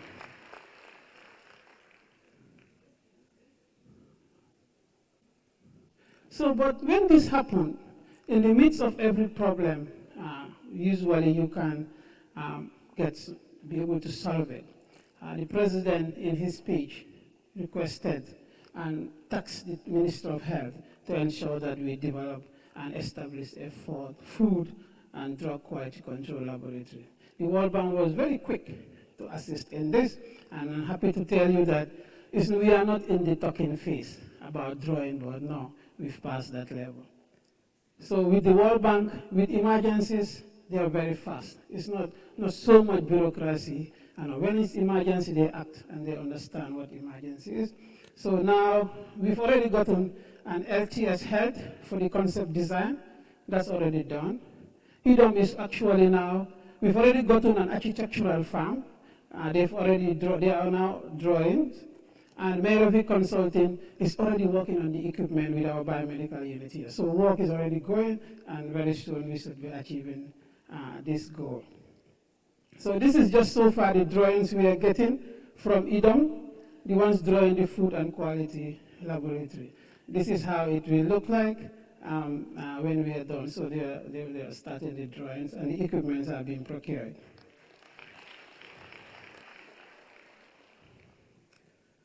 So like I said earlier, if you have all these and you don't do anything, you don't have a biomedical engineer unit and system, next 2 years you will find a junk and you'll be thinking of how to throw this away. And that's not what we want. So because of that, we're establishing and equipping a biomedical engineering unit at the Farato site. So this is, we're also going to build at the Bursubi, where the food and drug laboratory unit will be. We are also going to have an office complex and also a building for the National Health Insurance. So the status, the concept designs have been completed. Architectural drawings are ongoing. We are going back and forth with IDOM on that. And the construction and equipment will follow. Right now, we are looking at the farms that are doing evaluation. And very soon the contracts will be awarded. But however, this is where I will look at my UNDP friend. He's been very helpful and very responsive. But however, the construction of the office complex will be financed from different resources. So we will be looking for other partners to come and support the World Bank in ensuring that we receive this and have this in time. So we want to thank the World Bank and all those who participated to ensure that we reach this stage. Thank you.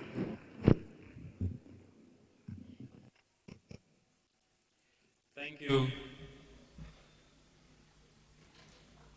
Thank you very much, Dr.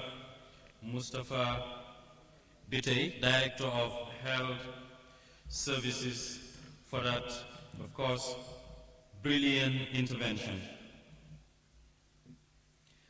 Distinguished guests, ladies and gentlemen, I think without doubt, it is now clear as in broad daylight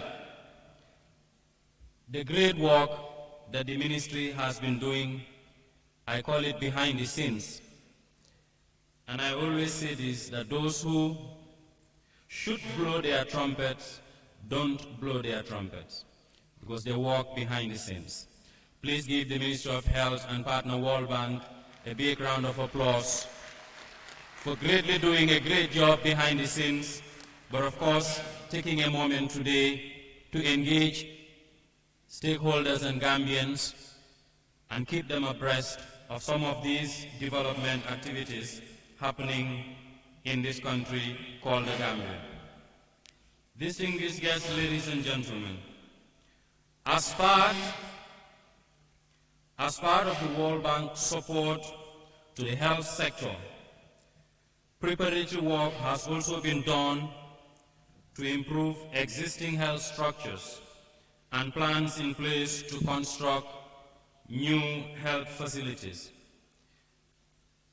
Presently, designs have completed and selection of contractors underway for renovation and equipment of dilapidated asbestos-containing health facilities in various health facilities across the length and breadth of the country, such as Bansang General Hospital Staff Quarters, Bansang Regional Health Directorate Office and Staff Quarters, Bansang School for enrolled nurses and midwives, the Basse District Hospital, Brikama District Hospital, Biam General Hospital Old Health Center, the Farafenye Old Health Center, Kawur Health Center, Kiang Karantaba Health Center, Kudang Health Center and Staff Quarters, Mansakonko Staff Quarters, North Bank East Regional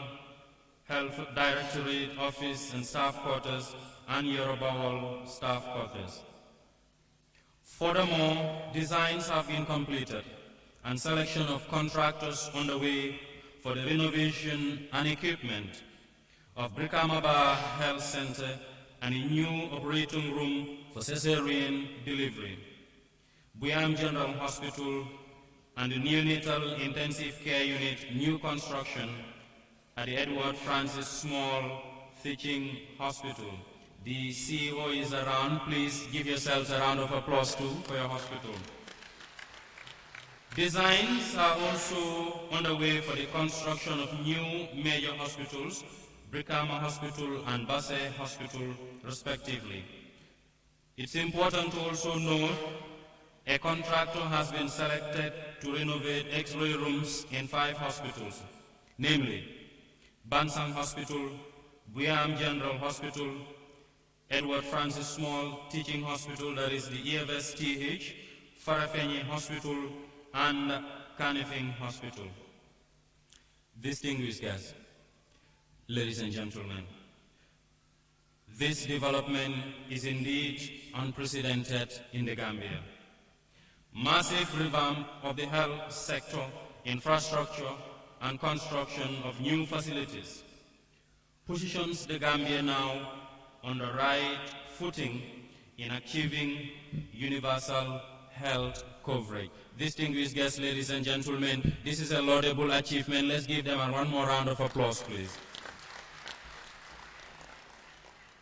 At this point, I would want to call on Mr. Abdullahi Mamjai, who is the project coordinator at the Project Coordination Unit of the Ministry of Health, to come forward and briefly introduce a video on COVID-19 emergency response. Please give Mr. Njai a big round of applause, please. Thank you, Mr. Master of Ceremony. Members of the highly table, please allow me, like Dr. Jainaba, to piggyback on the established protocols. But I must, before doing so, recognize, of course, Honorable C.D. Keita, who's representing His Excellency the President, as well as the Honorable Minister of Health and other cabinet ministers here present, and the other excellencies in the room. Now, it will be recalled that on March 17, 2020, the Gambia registered its first COVID-19 case. As expected, this sent the country into panic mode, given the fact that the virus is highly contagious, and at the time, little was known about it. Following this, the government of the Gambia immediately established a broad-based National Health Committee to coordinate her efforts in tackling the epidemic, and at the same time began an aggressive resource mobilization drive to solicit support from development partners. On April 2nd, 2020,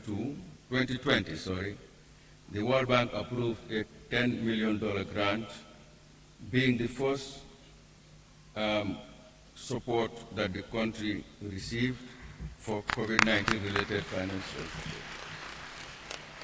This grant was meant to help prevent, detect, and respond to the threat posed by COVID-19 and to strengthen the national system for public health preparedness. The documentary video on the Gambia's COVID-19 emergency response that you are about to watch, distinguished ladies and gentlemen, will provide an insight and manifest government and the World Bank's efforts to tackle the COVID-19 epidemic. I have the honor to invite you to sit back, relax, and watch the said documentary video. Thank you.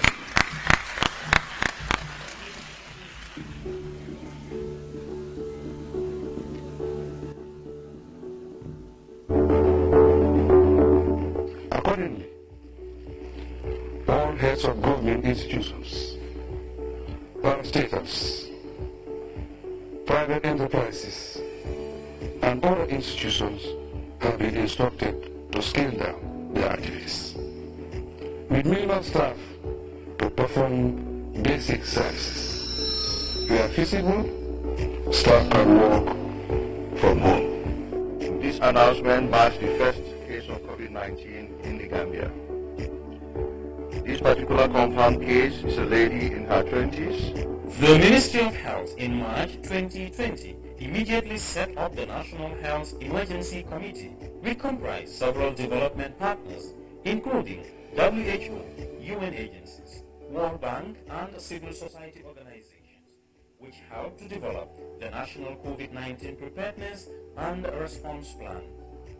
The government allocated $500 million, equivalent of $10 million, to the implementation of the plan. Additionally, on April 2, 2020, the World Bank approved $10 million to help prevent, detect, and respond to the threat posed by COVID-19 and strengthen the national system for public health preparedness. In total, the World Bank allocated $30 million to the COVID-19 response. In April 2020, when there was an acute global shortage of COVID-19 medical equipment and supplies, including in the United States and Europe, the World Bank supported the Ministry of Health in procuring critical medical equipment and supplies.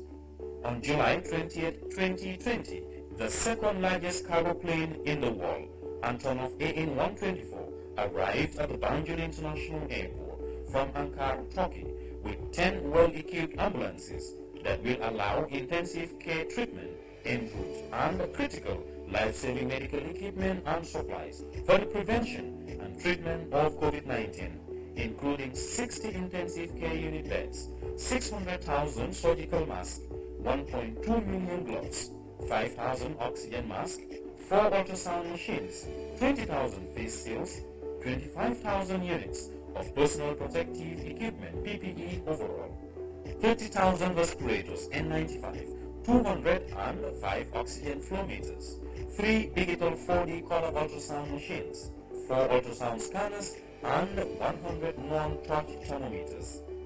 As you may have seen in the other video, the project supported establishing environmentally friendly healthcare waste management in the Gambia. The Nemban Clinic had not been used for years and was dilapidated. The World Bank, along with the United Nations Development Programme (UNDP), TAF Africa Global, and Social Security and Housing Finance Corporation, jointly financed the renovation of Nemban Clinic, which became the COVID-19 main treatment center. The government local funds was used to construct 6 new health centers at Chisau Mujau, Jali, Mankamankunda, Njau, Salikenye, and Tumana. The project financed medical equipment and furniture for these health centers. During the height of the COVID-19, there were acute shortages of oxygen since there was only one commercial supplier in the country. The World Bank, along with UNDP and WHO, has supported the Ministry of Health to establish an oxygen plant at Ndemban Clinic. The project also procured two 15-ton capacity cargo trucks for transport of drugs and supplies from the Central Medical Store to the regions and other health facilities. The project supported the procurement and deployment of COVID-19 vaccines. At the time of COVID-19, the Gambia had adequate storage capacity to handle routine vaccines at temperatures between 2 degrees Celsius and 8 degrees Celsius, but did not have freezers that can store ultra-cold COVID-19 vaccines, such as Pfizer vaccine.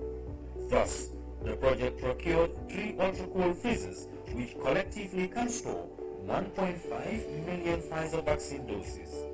The project procured 6 pickup trucks and 18 motorcycles to facilitate contact tracing and response. Enhanced the 1025 toll-free call center with an interactive software to enable the use of multiple channels, such as phone calls, the MOH website, MOH Facebook page, and SMS for reporting and responding to grievances or suggestions. Supported exemplary environmental and social due diligence, including gender-based violence.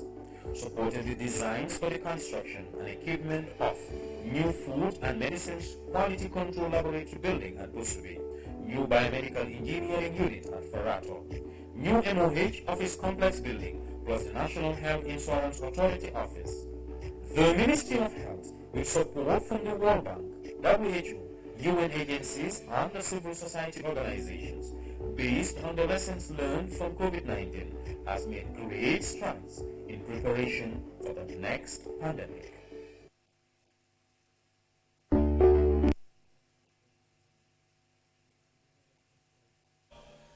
New health centers in some of the few regions.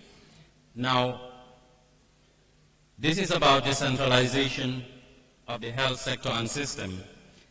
And we've spoken about Chiso Majau, Jali, Mankamankunda, Njau, Salikenye, and Tumana. Distinguished guests, ladies and gentlemen, these are brand new facilities, same designs, same models, built to a high standard for the benefit of who, no other person but the people of this country. Please give the ministry and partners a big round of applause, please. Distinguished guests, ladies and gentlemen, we have few more speeches to make, and of course, like I said earlier, you can follow also online, but of course, to remind all stations broadcasting that initially we had proposed to have the program at 1 o'clock, but definitely because of the nature of this program so interesting, we will please ask for an extension of the broadcast, which was supposed to initially end at 1. So I think that is well noted. Distinguished guests, ladies and gentlemen, at this point, I wish to invite Dr. Samuel Mills, who is the tax team leader of the World Bank, to do a project midterm review. Distinguished guests, ladies and gentlemen, please give him a big round of applause. Dr. Samuel Mills, please. Your Excellencies, all protocols duly observed and respected. Good afternoon, everyone.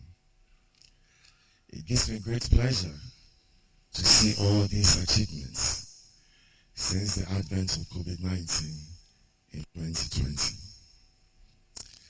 I recall a former Minister of Health from a different country once lamented that it is ministers of health who are always on standby to work on weekends, to work on holidays, to quench the constant fires in the health sector.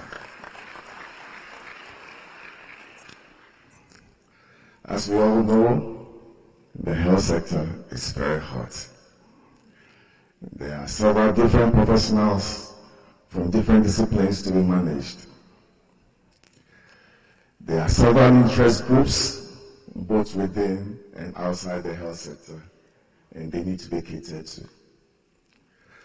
When the public goes to receive health service, and it's of poor quality and unaffordable, they are always ready to complain. And our friends in the media are always lurking around, looking for juicy stories to report on. Against this backdrop, I want to congratulate Dr. Amadou Lamin Samati, the Minister of Health, along with his management and all the staff of the Ministry of Health. Thank you very much for your hard work and perseverance. I know it has not been easy, but you are still standing tall and delivering services to the best of your ability. I also want to thank His Excellency President Adama Barrow for his leadership and vision in the health sector. Also thanks to the UN agencies, development partners, and civil service society.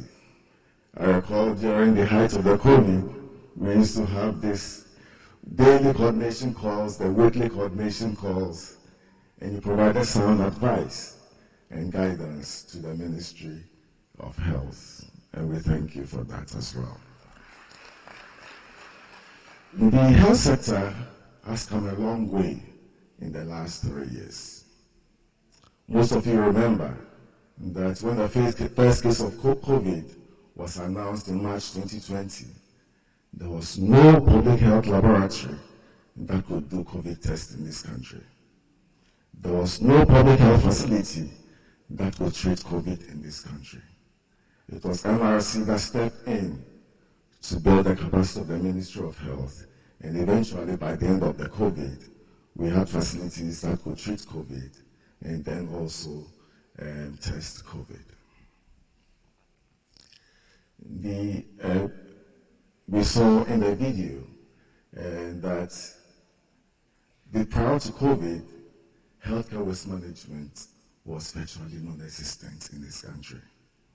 But you now have modern systems that are environmentally friendly available in this country. The National Development Plan calls for digital transformation and modernization for national development. And perhaps one can say that the Ministry of Health is taking baby steps, or perhaps making great strides in this endeavor. As we saw earlier, for several decades, birth registration was paper-based in this country. It was not until last year that the electronic civil registration and vital statistics system was developed. And the Ministry of Health took the innovative approach of having a mass registration with the issuance of both a birth certificate and the National Health Insurance card with a unique identification number, the name you call it in this country. This effort is a first step and a foundation to digital economy and for good governance, especially when this ECRVS system is interoperable with the systems of other sectors and agencies. The Ministry of Health is also developing several health information systems. For example, a firm has been selected to develop an electronic human resource and management information system. This will enable performance management in the health sector. Yesterday, we had a meeting where we discussed the findings for the first performance appraisal that has been done in the health sector. this has never been done before. Yesterday, we realized that steps are being made, and we want to congratulate the Ministry of Health for this. An electronic health record system is also being developed. And this will allow the capturing of individual patient record. If you go to the hospital now, you'll be lucky if the doctor or the nurse is able to retrieve your previous records for your previous visits. But with this electronic health record system, it becomes easy to be able to track and provide more efficient service to patients. An electronic asset management information system has also been developed. And currently, there's a firm that is going across the country to take electronic inventory of all the assets, the equipment, various items that the Ministry of Health has. When they complete this exercise sometime in June, July, we'll have electronically all the assets of the Ministry of Health in a system that can be monitored.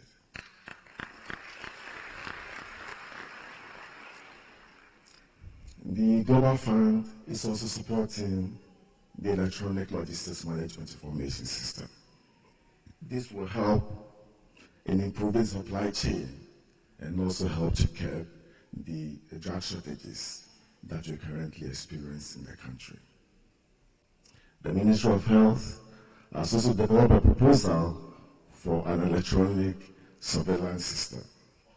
This will help, as Dr. Bite said earlier, the residents have done very well in being able to identify, quickly identify the AKI. With an electronic surveillance system, it becomes easy to be able to identify new disease outbreaks. So I think this is very important, and I think I call on partners to also support the Ministry of Health in ensuring that this electronic surveillance system is put in place. I don't want to go through a long list, but last but not the least, an electronic national health insurance system is also being developed. The firm that is developing it should be sitting somewhere in the crowd. They are here to help the ministry to see how best a pilot can be initiated and then eventually roll it out across the country. With the electronic claims system, it becomes easy when health facilities submit their claims to the National Health Insurance Authority for reimbursement. This is processed electronically. It reduces the time that it takes to provide reimbursement to the health facilities. And more importantly, it also helps to prevent fraud in the system. The National Health Insurance Scheme, I understand, will be launched later this year, and it's a government's policy for universal health coverage. I see Mr. Baima saying here, the National Health Insurance Authority CEO, along with Dr. George, who is the board, the staff are working very hard at it. The bank has been supporting, or has supported, the drafting of the National Health Insurance Bill. It was passed by the National Assembly in November 2021. And according to the Act, within 2 years, that is by October this year, all residents in the country should be enrolled in the National Health Insurance Scheme. This is a tall order. The clock is ticking. And it's important that efforts are made with support from the government partners and ensuring that this becomes a success. During this midterm review of the Essential Health Services Project, we are also looking at what further support can be provided to the National Health Insurance Scheme. The midterm review of the Essential Health Services Project began last Monday, March 20th, and is going to end on next week, Friday, March 31st. We are looking at some of the key results that have been achieved, the progress made with the various activities, the challenges that the ministry is encountering, and then discuss the way forward on that. We are also looking at some of the financial management processes. We're looking at the procurement processes, and actually in January, we had a 2-week deep dive on environmental and social due diligence. The bank takes this very seriously. And I'm pleased that the ministry has developed several tools that they are implementing on ESSD. So we congratulate the ministry. I think one can comfortably say that perhaps among the countries in the sub-region, it's the Ministry of Health that has developed the most tools in implementing environmental and social due diligence. I also want to take a single opportunity to thank the Ministry of Health Projects Coordination Unit. Mr. Mamanjaro spoke earlier, along with his staff. It will interest you to know that prior to COVID-19, they had zero experience in managing World Bank projects. But they have learned along the way, they've made a lot of progress, and they are managing all of these activities that were displayed earlier. So I want to say a big thank you to Mamanjaro for his leadership. In conclusion, Your Excellencies, distinguished ladies and gentlemen, while a lot of progress has been made, challenges still remain, particularly when it comes to capacity in the health sector. But we remain cautiously optimistic. The best days in the health sector are yet to come. From the World Bank side, we stand ready to support the ministry, to continue to support you in ensuring that every resident in the Gambia has access to quality, essential health services. Thank you for your attention.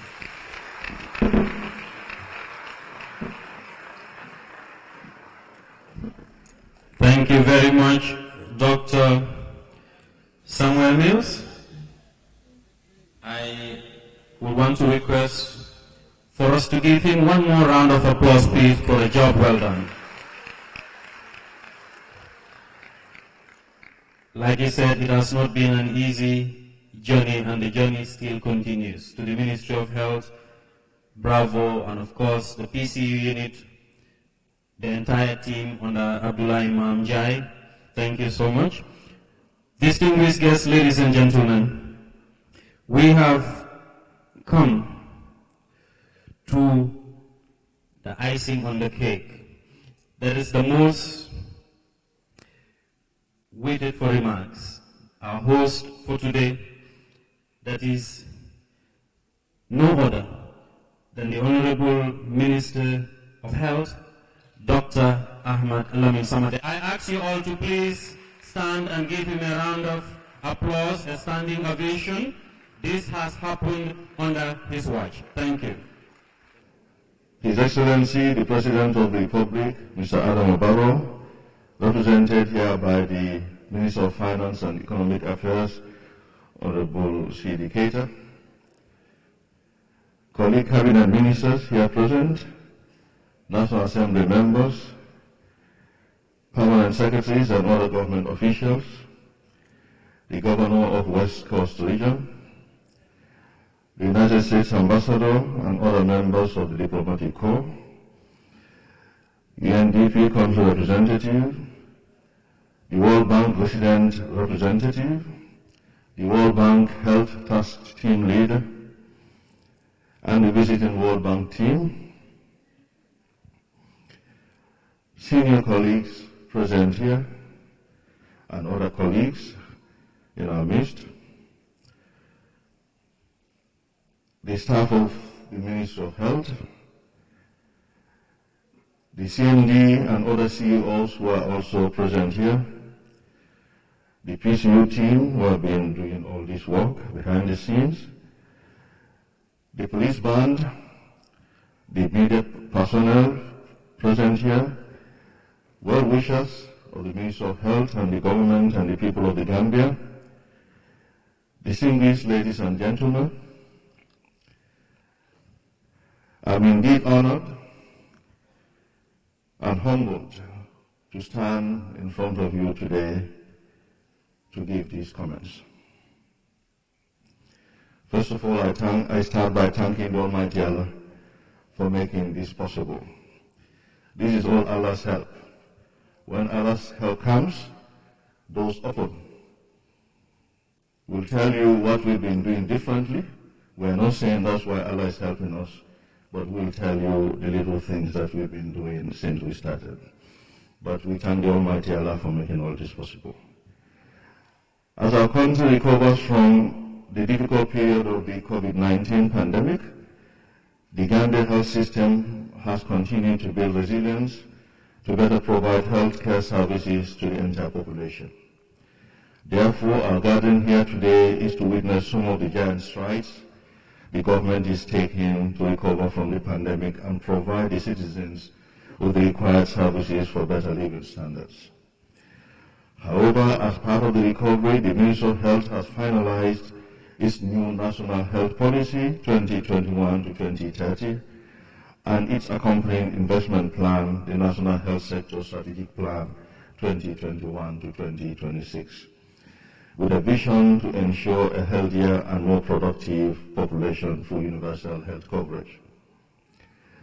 Our mission in the new policy is to create an enabling framework for full participation and provide leadership in the integrated delivery of quality, effective, and responsive health services, and the prevention measures to improve the physical, mental, and social well-being of our people in the Gambia. Distinguished ladies and gentlemen, it is imperative to note that access to healthcare services in the Gambia has been clearly articulated in the new Green Recovery National Development Plan 2023 to 2027, in which the government, during the lifespan of the NDP, will give priority to boosting investment in our people to build the requisite human capital for improved living standards and to power the economy. This will be done through human capital development, and it has been already demonstrated as part of the World Bank support to the Gambia. Our focus in general during the implementation of the health sector strategic plan is to provide quality healthcare delivery for everyone living in the country to ensure that basic social services are accessible and affordable to all, and improve social and child protection healthcare services are in place for the most vulnerable of our population. The Gambia has registered significant achievements because of the improved government and partner funding, leading to access to much improved basic health services across the country. However, the sector still faces some challenges due to the changing demographic and disease profile, the country now seeing a rise in non-communicable diseases across the age strata. Distinguished guests, ladies and gentlemen, to address these challenges mentioned earlier, government through the Ministry of Health has started taking major steps as part of the World Bank support to train health workers, refurbish, expand and equip primary healthcare facilities across the country. In addition, the government, through the support from the bank, has established a postgraduate training program for healthcare personnel in various categories, and has equally established a national health insurance authority to facilitate the rollout of health insurance to support the country's universal health coverage agenda.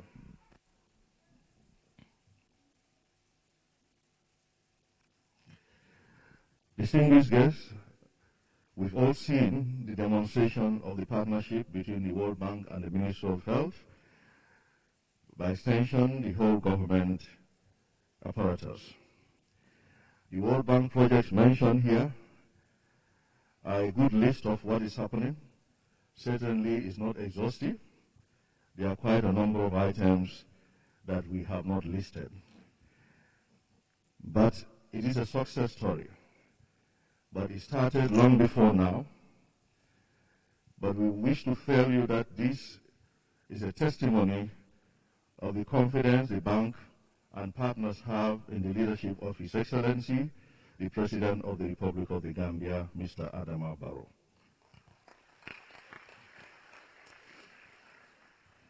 I do not think any bank or any partner will put resources in where they think they'll not be used maximally or they'll be wasted. Therefore, for all banks to get this committed to the people of the Gambia, to the Ministry of Health, to the government of the Gambia, that means they have the confidence that the resources they are bringing in will be put to the use of the people of the country, especially the vulnerable. The government of His Excellency, when he started, inherited a very challenging health sector. I was at the hospital. We struggled to get sutures then, catheters. There were points that we had only one suction machine that was being shared between the theater and the wards, so the nurses were running around to save patients' lives. When the suction machine is in the theater, they will run to borrow it to save a patient's life on one of the wards before the theater requests for it to be returned back. When the president started, less than 1 year in office, he wanted to know what the challenges of the hospital was, and we mentioned this to him. And he did not hesitate. He immediately called the finance minister then and said they should scrape around to look for resources to buy equipment for the Edward Francis Small Teaching Hospital, and they provided about $34.7 million for the provision of life-saving equipment. This included monitors, pulse oximeters, suction machines, oxygen concentrators, and so on and so forth. This was remarkable. And this was when I knew that this president is committed to uplifting the livelihoods of the people of this country, to fixing the problems of the health sector.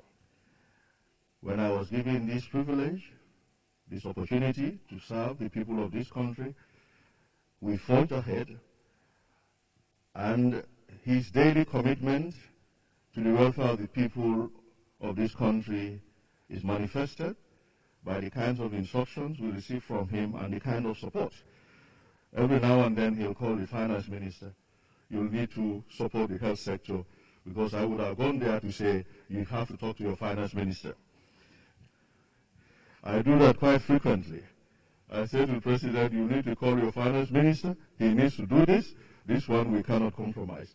And he smiles and calls the finance minister, and we get what we need to get in the health sector.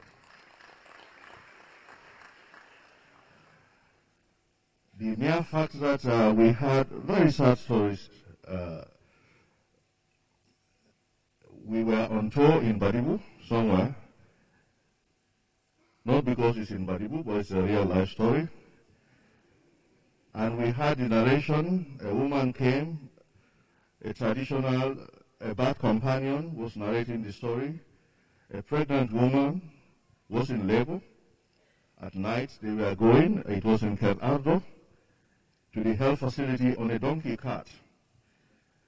Midway, during the journey, wolves started to come out to howl, crisscrossing the road, making it impossible for them to reach the nearest health facility.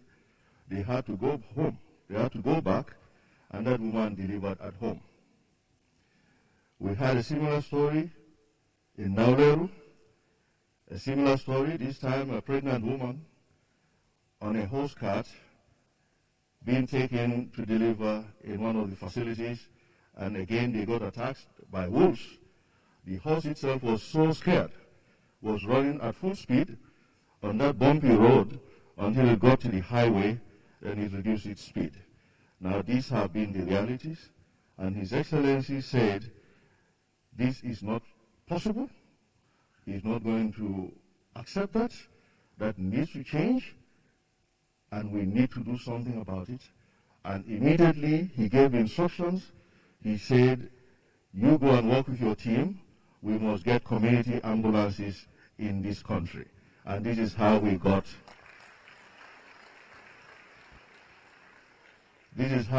80 community ambulances that are stationed across the length and breadth of this country. These ambulances are fully air-conditioned Toyota Land Cruiser vehicles that pick these pregnant women from their homes now to take them to health facilities. I think this is remarkable.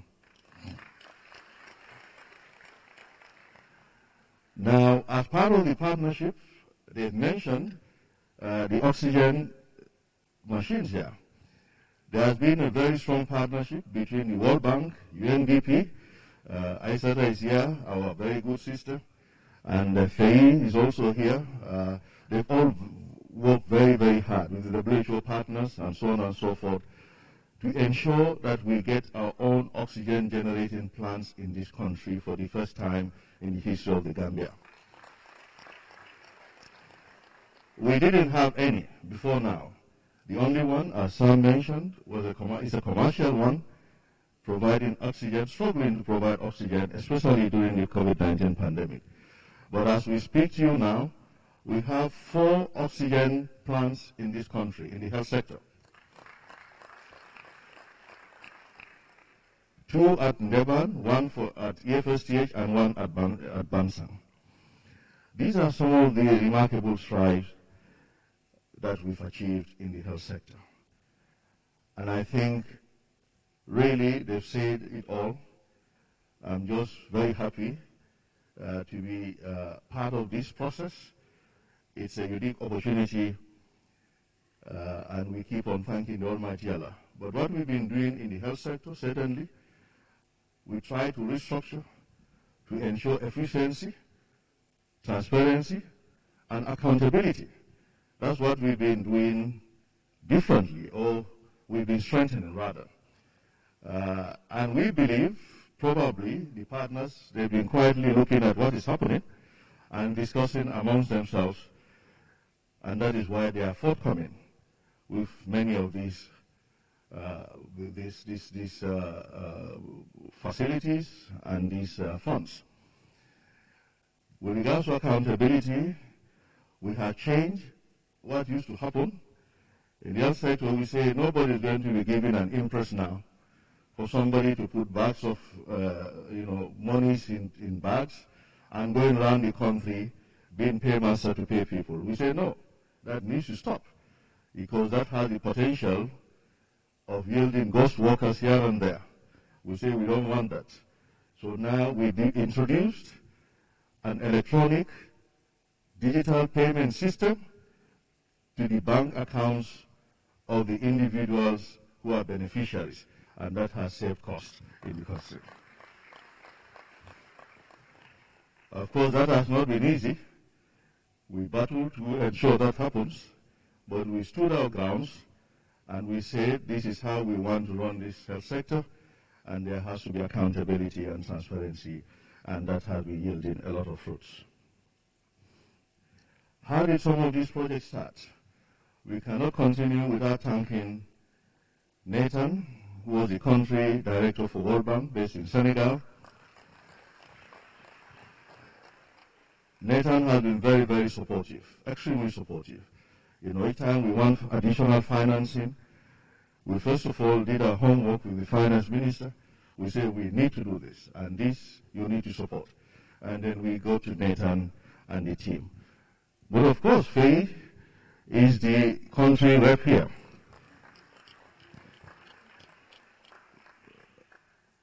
They become very familiar with us. That's why we call them by their first names, because we work very, very closely with all of these people. But FAI has been very, very supportive. So behind Sam stood FAI, giving him all the support. Well, for Sam, it goes without saying. You've seen his passion. You've seen the sentiments he demonstrated here. I think Sam loves Gambia.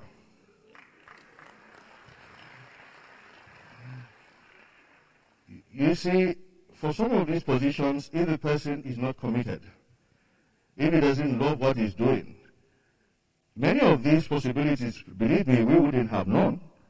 Because we have issues, we mention it to Sam, and he says, Minister, I think we can do A, B, and C.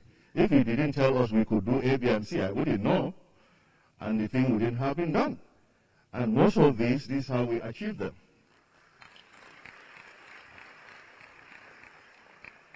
I'll give you an example how the waste management thing started.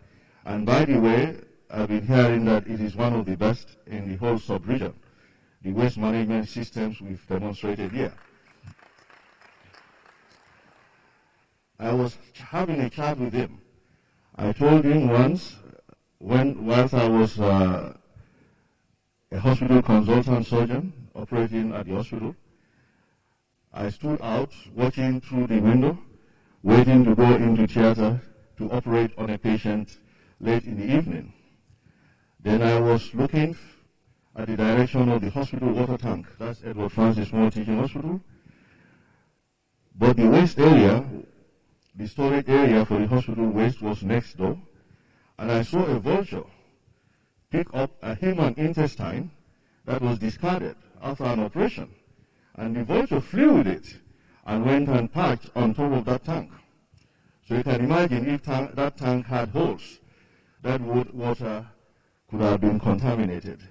So I mentioned this to Sam in a chat. So when the opportunity came, he said to me, Honorable, I think we can do something about the waste management system in your country. And this is how it started.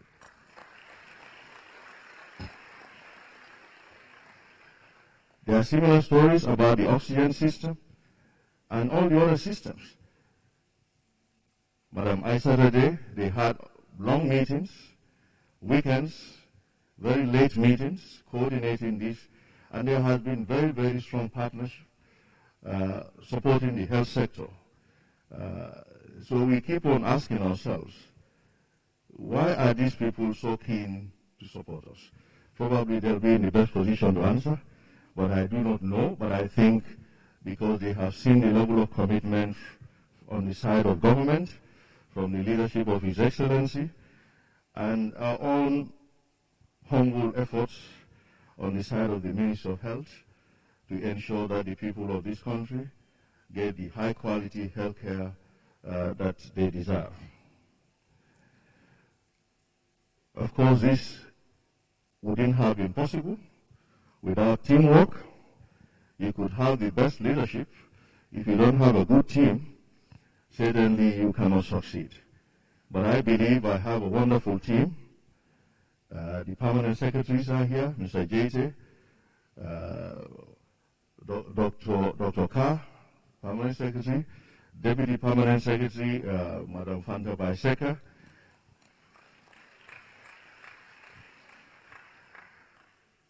Their support has been remarkable, and Madam Seka and her team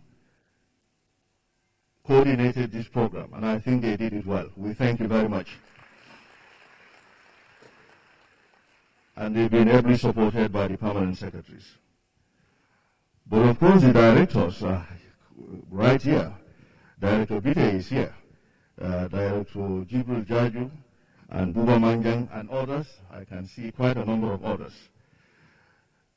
Now, we wouldn't have gotten to where we are without their commitment, hard work, and dedication, and their perseverance. We worked very, very long hours, but they never complained. If we say tomorrow, Sunday, we all need to be in the office, they will all run following me. I think that's remarkable, and I have the best team, and I want to thank you very much.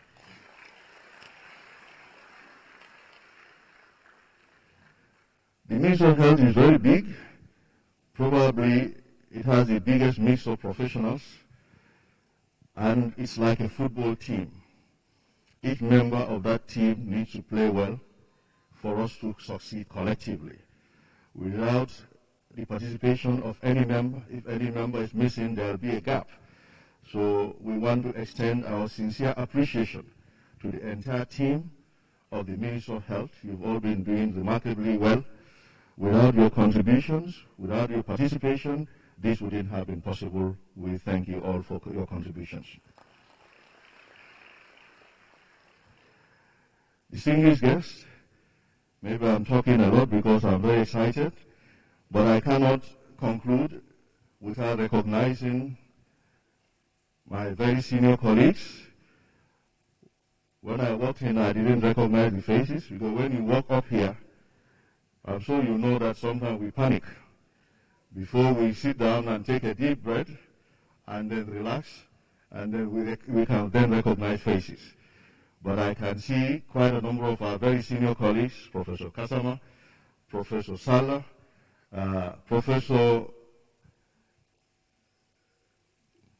Hannah Fall. I'm sure you've not seen her for a long time. She's right there. But we want to recognize her presence.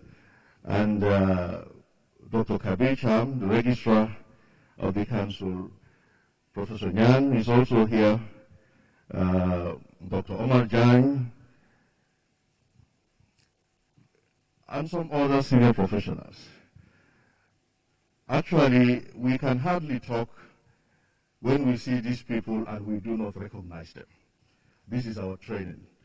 So probably whether I would have been punished or reprimanded, or I would have felt bad, but anytime we see these people, because, and I'm telling you, probably they are not the only ones. In fact, they are not the only ones.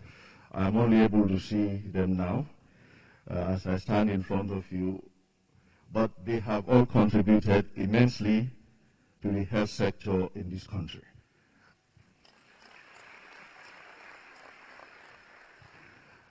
They have done a lot since some of us were in nursery school, primary school, high school, and they still continue to support the sector in their capacities.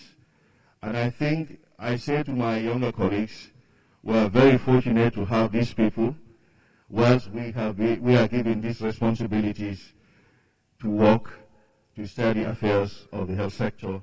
Having these people giving us the support, the prayers, the guidance, I think we are very fortunate, and we thank them all once again.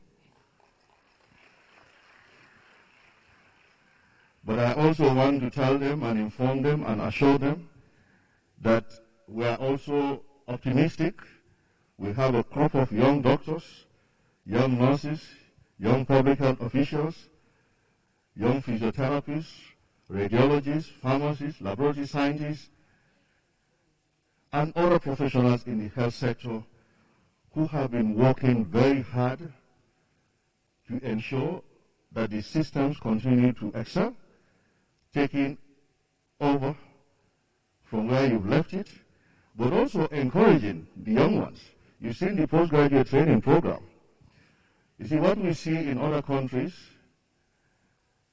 sometimes the young ones, when they get their degrees and diplomas, do not support other young people coming up. They say, after all, we've got our own. Let us do our work and excel. But we've seen a different trend here. You have a lot of young professionals, doctors, public health officials, nurses, who are holding the hands of younger ones and bringing them to the level that they have achieved, and I think it's a remarkable thing, and we should thank them.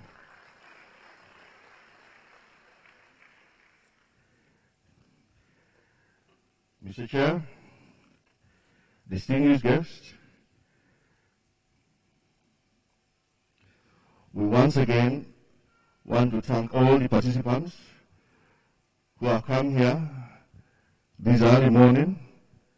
Most people are fasting, and I think it's a show of solidarity, it's a show of commitment, and it has sent a strong message to us that the people of this country are aware of what we are doing, and that you are all ready to support the Ministry of Health, get the country's health sector to where we want to get it to ensure that His Excellency, the President's vision for this country is achieved. Thank you very much for your time.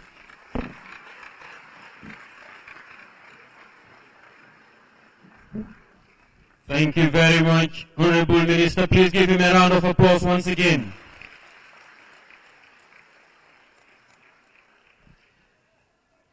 I think, with due respect, Honorable Minister, I personally don't want to cut you. Your statement was quite insightful, it was quite educative, and I think I would just want to add that you have raised the bar as far as standards are concerned in this country. Please give him a round of applause, please. Distinguished guests, ladies and gentlemen, I guess we have all seen with all heart the giant strides the ministry and government of the Gambia and partners World Bank have done to improve the healthcare service in this country. But I must also acknowledge that during the minister's deliberations, he has also revealed the secret and key to the success of his ministry, which is first, a great leadership, that is himself as the Honorable Minister. But of course, having a great and young dynamic team working under the ministry, from the permanent secretary downstairs to PS2 to DPS and all the directors here present. It takes great leadership to move a big ministry like the Ministry of Health. So, Honorable Minister, thank you. Let's give you one more round of applause, please. At this point, I would want to invite our keynote speaker, who is deputizing for His Excellency the President of the Republic of the Gambia, His Excellency President Adama Barrow. Therefore, I would wish to invite the Honorable Minister of Finance and Economic Affairs, Honorable C.D. Keita, to deliver a remark on behalf of His Excellency the President Adama Barrow. Please give him a round of applause, please. Well, as delegated by His Excellency the President of the Republic, Adama Barrow, I am here to convey his remarks, and they go as follows. Honorable colleague cabinet ministers here present, members of the National Assembly, the Ambassador of the United States, the Federal Republic of Nigeria Ambassador, and all the diplomatic and consular corps here present, the World Bank resident rep, and the task team leader for the Gambia, the representative of the United Nations systems and other development partners, staff of the Ministry of Health and other government institutions and civil society organizations, students in the health sector, members of the media fraternity, all other protocols duly and respectively observed. Good afternoon to you all, and Ramadan Kareem. I'm indeed very honored and pleased to address this gathering to show my personal and entire government of the Gambia's commitment towards the attainment of the targets set out in the health sector. My government is committed to achieving universal health coverage by ensuring inclusive, equitable, and quality health service delivery to enable all Gambians and residents of the Gambia to be healthy and to achieve their full potential. Thus, I would like to assure this August gathering and all Gambians at home and abroad and residents of the Gambia of my commitment to strengthen and expand the health sector. This we are doing by putting in place appropriate and well-equipped infrastructure, increasing the number of health workers, and building their capacities as we accelerate our tireless effort to grow the economy, enhance hope, dignity, and uplift the livelihoods of Gambians. I will further say that the health is an important pillar of the human capital, as good health makes people realize their potential as productive members of society.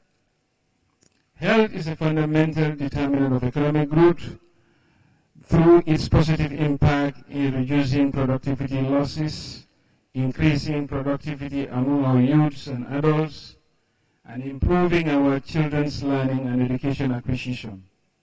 Therefore, adequate investment in healthcare will no doubt lead to improvement in the health sector and bring quality health care near the doorstep of every Gambian. My government's commitment to the healthcare sector is abundantly shown by the huge infrastructure investment made since the year 2020. Excluding salaries and other support in the health sector, my government has spent more than $395 million to rehabilitate the Edward Francis Teaching Hospital and the Polyclinic, and build 6 new health facilities across the country, respectively in Njao, Tumana, Mantomankunda, Kisimajao, Kianjali, and Selekinya. Distinguished ladies and gentlemen, my presence here through my deputizing for him is today giving me the opportunity to witness some of the highlights registered since 2020. And with the implementation of the Gambia Essential Health Service Strengthening Project and the COVID-19 Response Project, I am indeed happy with the progress registered thus far. I appreciate with sincere thanks the contribution to the tune of $110 million grant from the World Bank in the health sector since 2020. World Bank is a trusted and reliable partner. On the human resources for health, my government, through the World Bank support, has established a postgraduate medical school and have also employed more than 16 international experts in different areas who have started work and are providing training in 6 specialties in the country. The first time in the Gambia, we have more than 6 specialists trained at home in different fields, and we will also witness the rollout of more specialized nursing, dentistry, pharmacy programs as part of my government's agenda to use a more efficient model in development of our human capital stock for sustainable development. And this is consistent with the strategic direction for improving the healthcare service delivery for the people of the Gambia. Distinguished guests, ladies and gentlemen, my government believes that access to healthcare is a human right. This means every single individual living in the Gambia is entitled to receive the best healthcare possible. And this is precisely the reason why my government champions the expansion and strengthening of the healthcare sector and is committed to ensure that we have a full state-of-the-art teaching hospital in Farato. We have started the construction of the National Emergency Treatment Center, Intensive Care Unit, the National Public Laboratory, National Blood Transfusion Center, and the Diagnostic Imaging Center. I would like to commend the World Bank for the additional support provided for the renovation and expansion and equipment provided to the health facilities across the country. More importantly, the bank is also supporting the preliminary studies and subsequent construction of 2 regional hospitals for Brikama and Basse. Distinguished ladies and gentlemen, on drugs and food safety, my government is committed to providing high-quality medicine which meets local and international standards for the people. With the support of the World Bank, the Gambia will soon witness the construction of high-quality laboratory complex at Brusubi to test both food and drugs coming into the country to make sure that Gambians get access to safe drugs and food.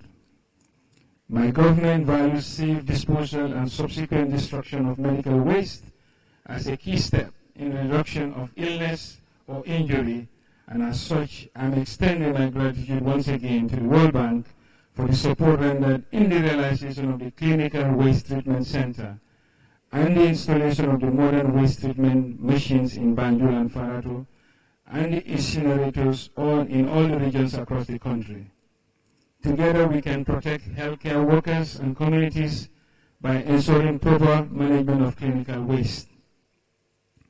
Distinguished ladies and gentlemen, this intensive investment and intervention in the healthcare sector is historic in the sense that in more than 50 years of our existence as an independent country, this government is on track to transform the healthcare landscape. And as a head of government, I'm glad to champion this effort and play a critical leadership to transform the healthcare delivery system in the Gambia. I wish to also state that my government is grateful to the support we are getting from our development partners and other stakeholders with a view to improving the health of every person living in Gambia. To this end, our special gratitude goes to the World Bank Group for taking the lead in funding this project.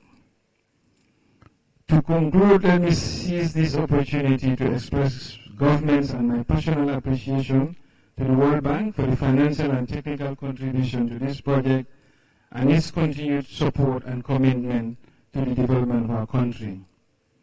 I want to reiterate my government's readiness and commitment to support the World Bank and the entire UN systems and other partners in the implementation of the Country Partnership Framework for the year 2022 to 2026.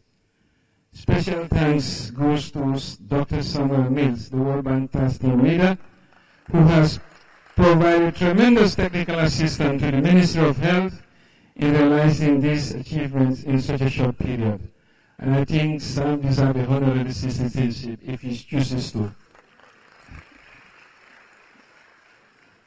I would like to seize this opportunity also to thank Honorable Minister, my colleague, Dr. Lamin Samati, and the entire personnel in the healthcare sector for their tireless effort to deliver the quality care in this Gambia. Dr. Samati, now I know why we are arguing all the time. I'm seeing the results of that. I conclude by calling on all development partners to join hands with my government through stronger collaboration and cross-sectoral partnerships on this renewed journey to improve the healthcare sector and uplift the socio-economic standing of the entire nation. The healthcare system and the healthcare ministry and the development partners, including the World Bank and my government, have ably utilized the adage that says, never allow a crisis to go to waste. The multiple crises that we witnessed globally recently was leverage to revamp the health sector to levels never seen before in the history of this country. I thank you all for your kind attention. God bless the Gambia.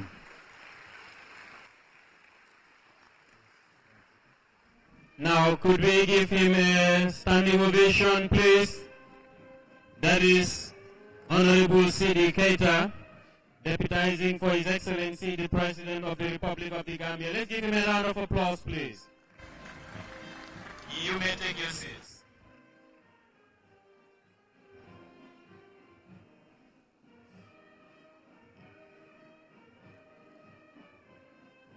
Thank you very much.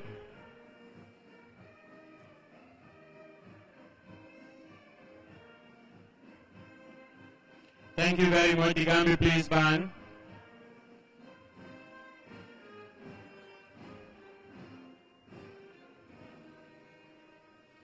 Police Band, thank you so much.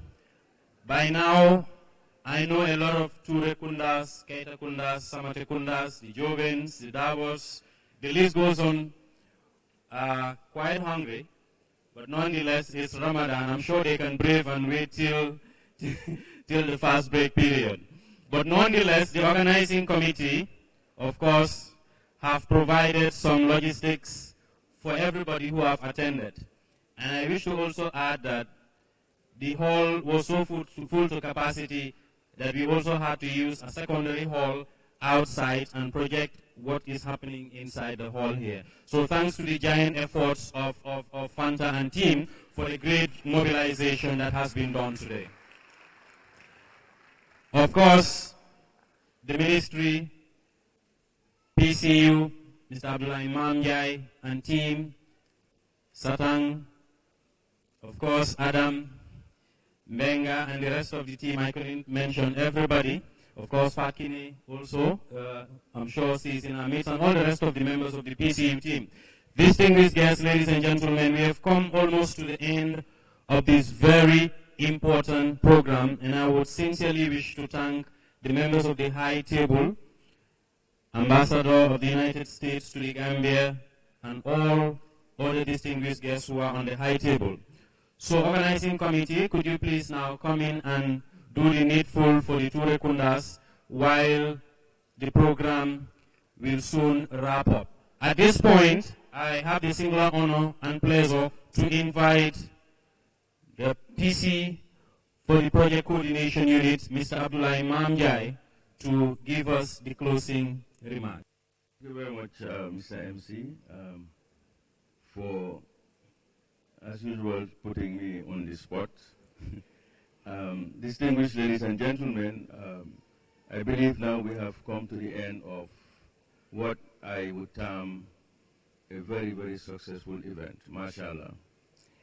And having said that, I want to seize this opportunity on behalf, of course, of the Honorable Minister and the staff at the Ministry, and being requested by the PS to honored to do this, to thank everybody for honoring our invitation to attend this program.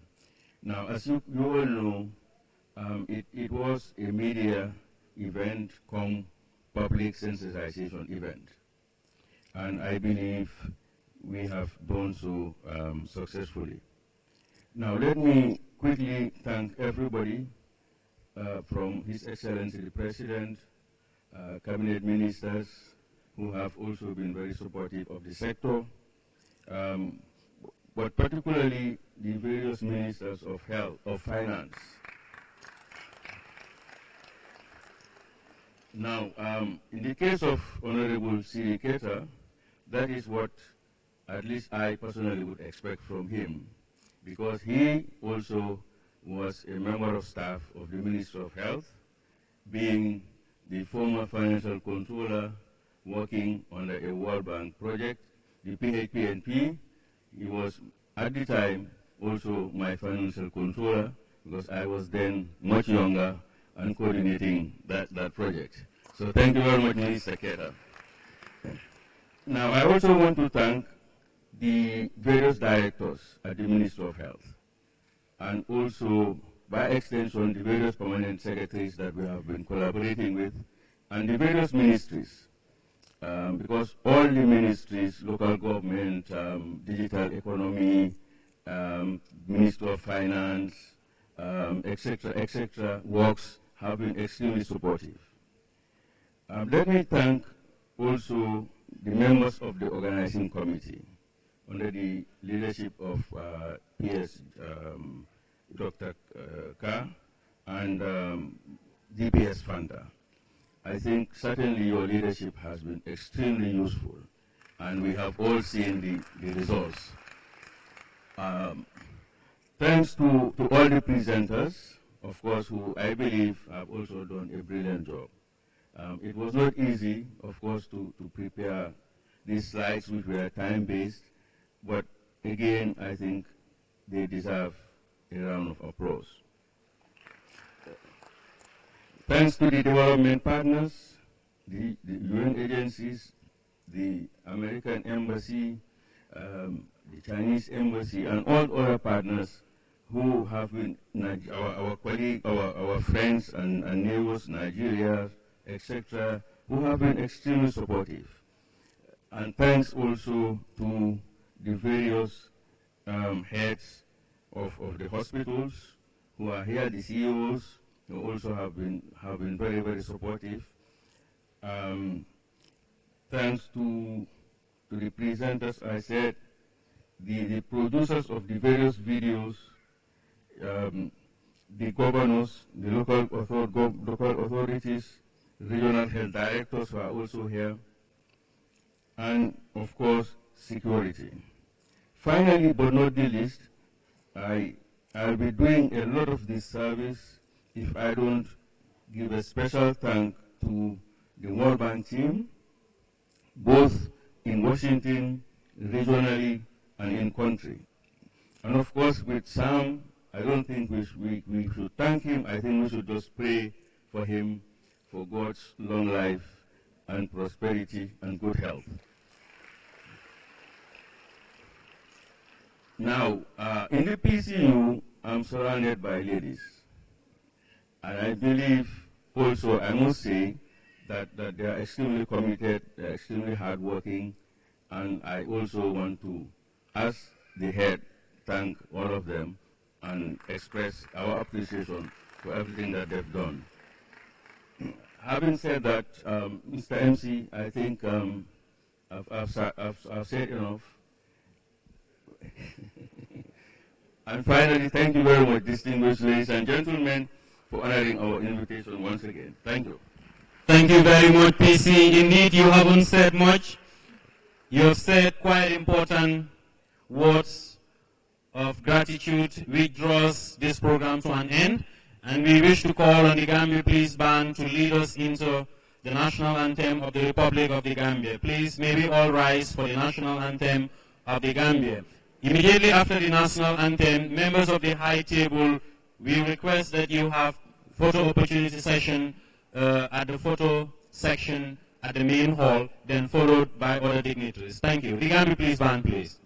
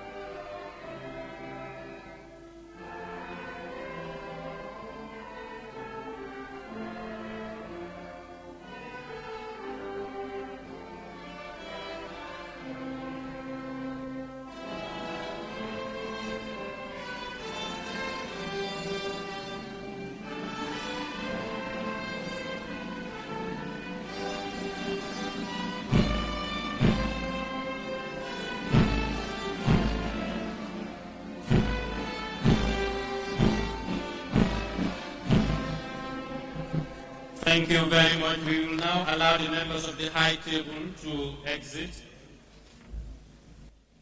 for a photo session at the main hall. Then we will also exit the hall equally. There is an ID card by the name Aminata Jallo that was declared lost, but it's here right at the podium here. So Aminata Jallo, please come forward.